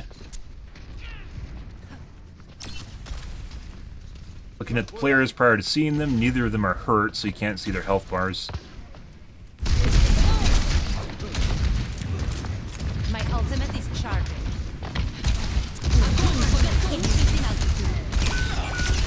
They outnumber us. Keep it tight.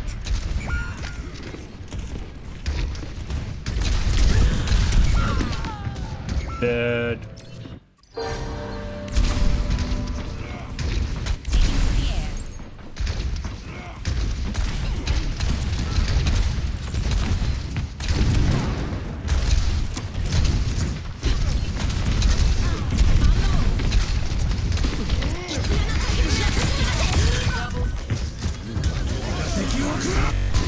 Alright. Let's see. And lost guys. So 3 people in this match were cheating. Later on, not sure if the Ana was cheating. They were cheating on Baptiste for sure. The Soldier 76 was specifically targeting me with his cheat. Pretty shit match, guys. Specifically targeting me with his cheat. He didn't even perform that well. This is the weird thing. So sometimes people will tank their shit, their stats, just to fuck with one person. Later in the match, he kind of did alright, but it's like round 2 or whatever. No, beginning of round 3, he had like 11 limbs and like 5,000 damage or 7,000 damage. It's really low. 9,000? 8,000? It was something really fucking low. So basically, he spent the entire time trying to kill me, which he did, because I have a shitload of deaths. And then the Pharaoh started cheating, which is this guy. Which I wonder if this is our friend Pluvy. He always uses the Ukraine flag. Was normal. Up until...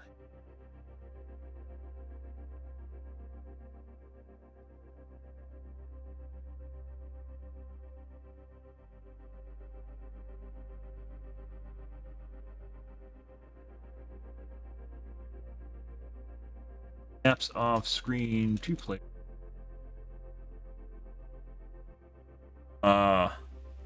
Started.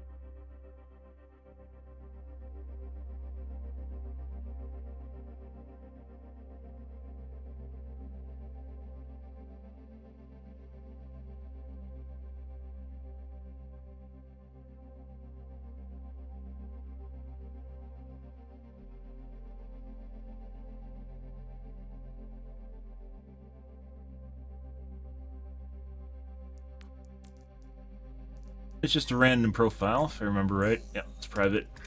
Yeah, next game. That took fucking... Like, if we look at this, guys, like, look how much time it took us to look through this fucking VOD. 25 minutes ago. This was a 16-minute game, and I just spent more than that amount of time looking at the VOD. Huge waste of time. Game.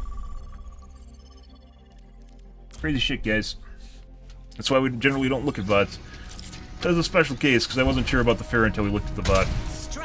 Thought she was in round 3, and he was cheating in round 2, so... Yeah, I didn't catch her in-game until round 3, and then look at the replay of round 2. Baptiste we caught in round 1, and then after I said that, stopped cheating. So, or wasn't trying to kill me anymore. He was very obviously cheating in round 1.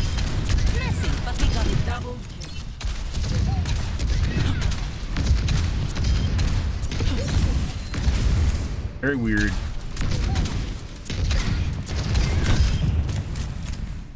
You did relatively, like, the really, really obvious cheaters, you'll see people, like, literally stare at you through the fucking wall. Constantly. Wasn't even that. Oh my god, are we gonna play against a fucking cheating Widow? Oh, maybe not. Can't wait. This is always fun when you get a cheating Widow that gets up onto the water tower and just guns down your whole team. That is amazing.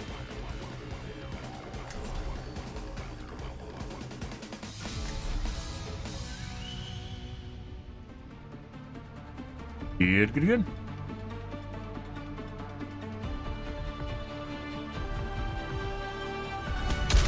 Strike from above. Establishing aerial position. This should be fun.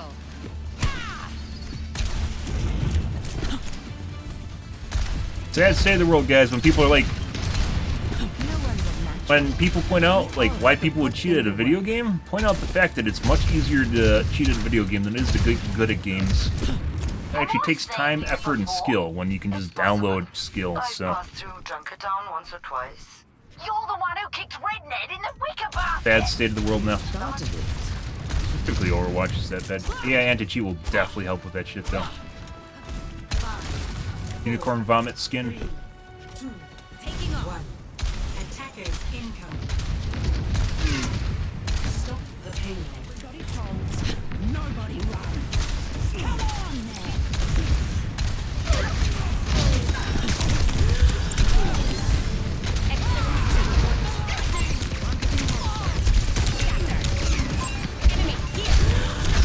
Oh, that's beautiful. Oh my god, he gave me a compliment. That means he's gonna cheat even harder if he has an aimbot. He has to make up for the fact that I booped him and showed him good.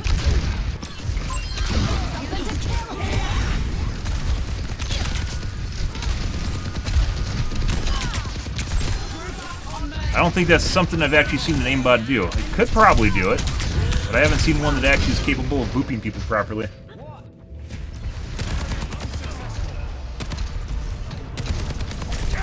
And it looks an awful lot like he's cheating. Cool. The skies await. Aerial positioning underway. Yeah.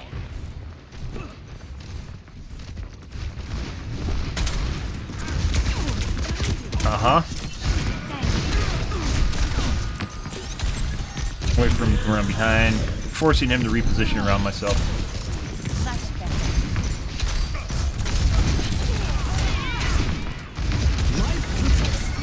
Diablos.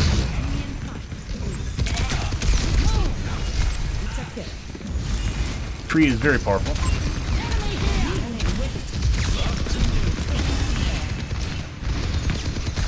Yeah, he's fucking looking at me through walls and shit. Let's take him to the underworld. He's literally like watching me through the walls, waiting for me to come over edges and shit.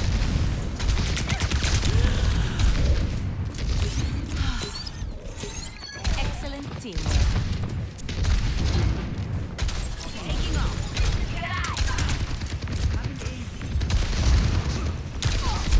My ultimate is charging. Probably gonna come around the back with an aimbot? No, not yet.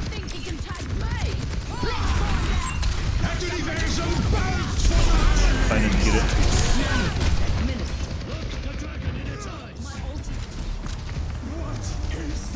Got you in my sights.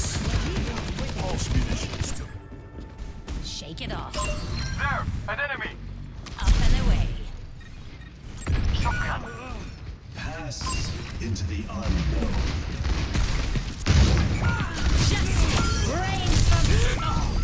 Should have went after the tank. Actually a waste because everyone died. People were alive for a little bit and then everyone died. Good. Always more to learn. The payload has reached the checkpoint. It's easier to cheat than be good at video games.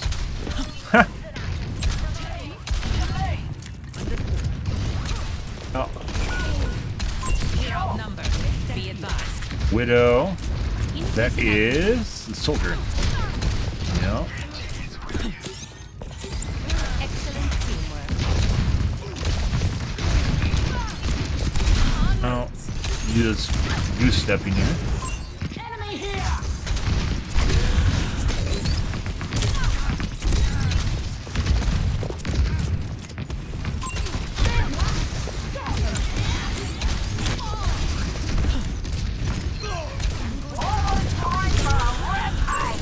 My ultimate's almost ready. Taking to the air.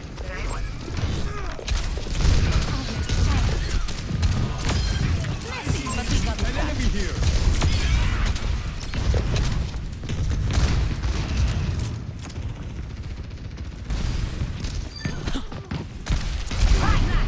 Hello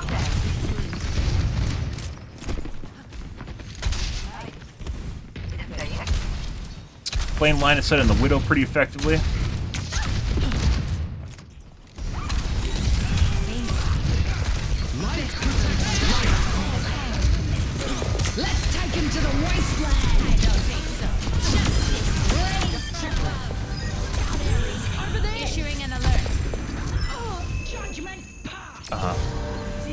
That's okay. I don't need to peek you when you're on a revenge streak. That's okay. Two things it seems like it happens is that are kind of weird things. Is it seems like when someone does a pop shot, they gain 5,000% accuracy. So if they pop shot, you just hide. The other one is revenge kills, where if you kill someone, like people get a accuracy modifier on you for like the next 4 seconds or something. Oh, well, there's that. Oh, he actually saved me. It feels that way, at least. I don't know why. I guess a funsy thing you could put on a cheat that makes people feel better, but yeah.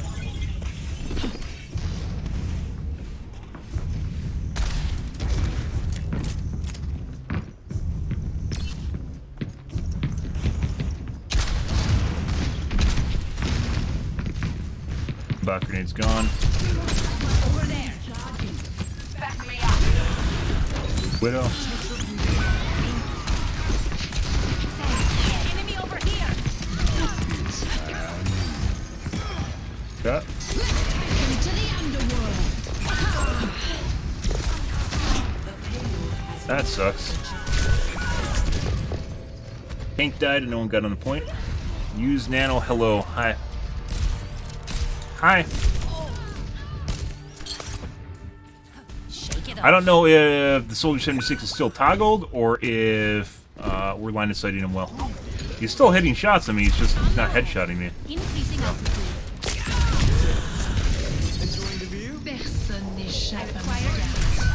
Okay. Apparently he knew where I was sitting. Okay. Let's show him some air power. On the Lily platform. Has to be voice comms, I guess. Or cheat. Repositioning.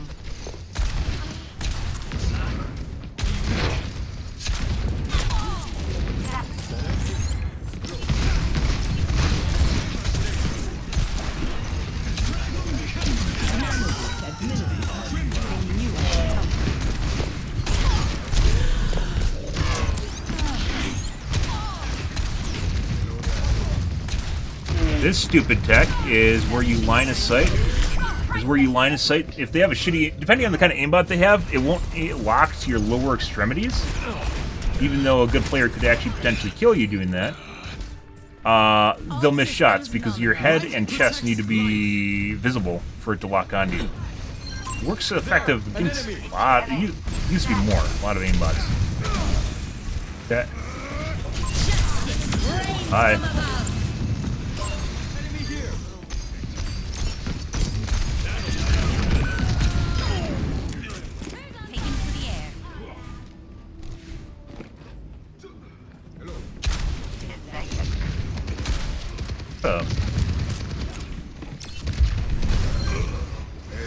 Light on a wall with a fan on it. I mean, obviously in game, but in terms of like what makes sense, that's the other side of the arena. Pretty sure the ceiling's up that far. There's just nothing there.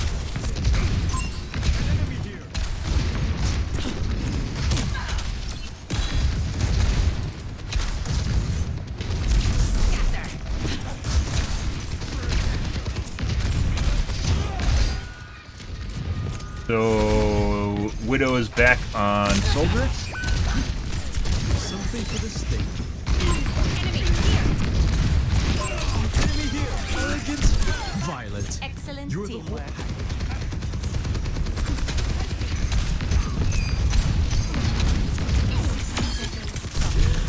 Got stuck in the wall.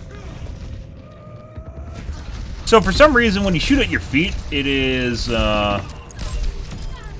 fucks up sometimes. That changed in like February this year. Where you used to be able to shoot at your feet and it propel you forward, right? It doesn't always do that. I don't know why. That changed.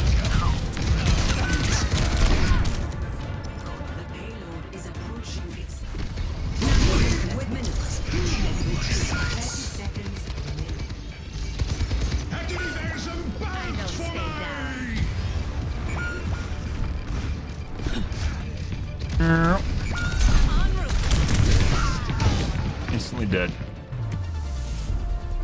So, Soldier's definitely cheating. Whether or not the McCree is, I don't know. Very accurate. I'll take a look at replay, I guess. Good. We didn't even do that bad, all things considered.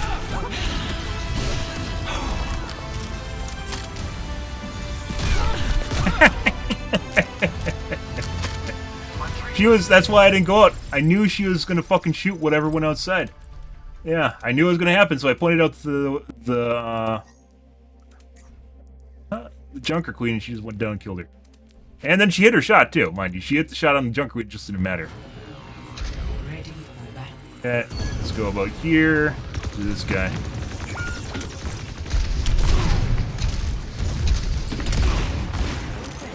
I see you.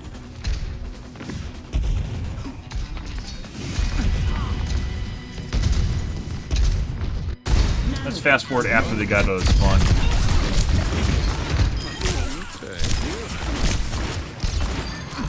Go to shots. Yes.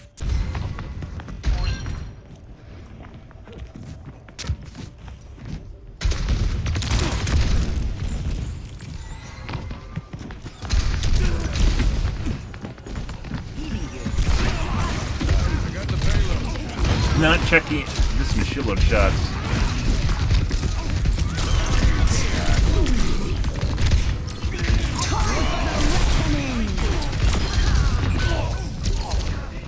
He wasn't checking angles, he was looking at walls. See.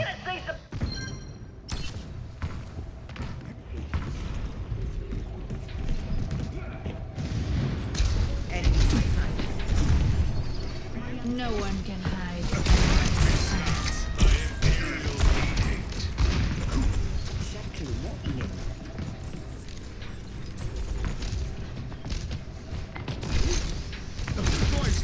Bit of improvision on. Oh, it's gone.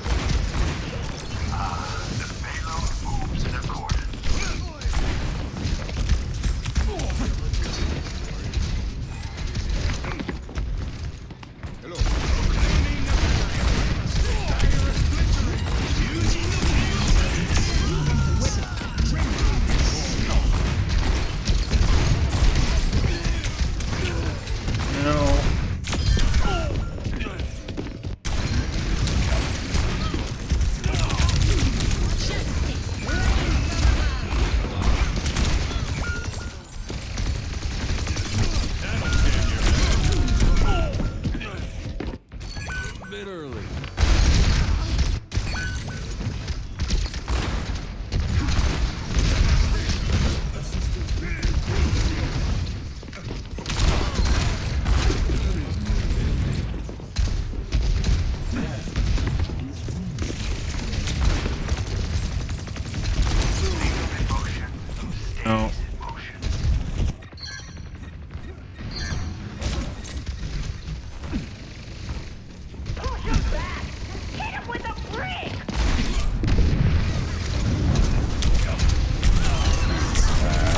Dead. Nope, nothing there. Okay. Let's see. Here's this guy. Oh my god. Oh my god, it's a GM! Wow! Oh, he was a diamond before in his past life. Oh, good for him. Alright.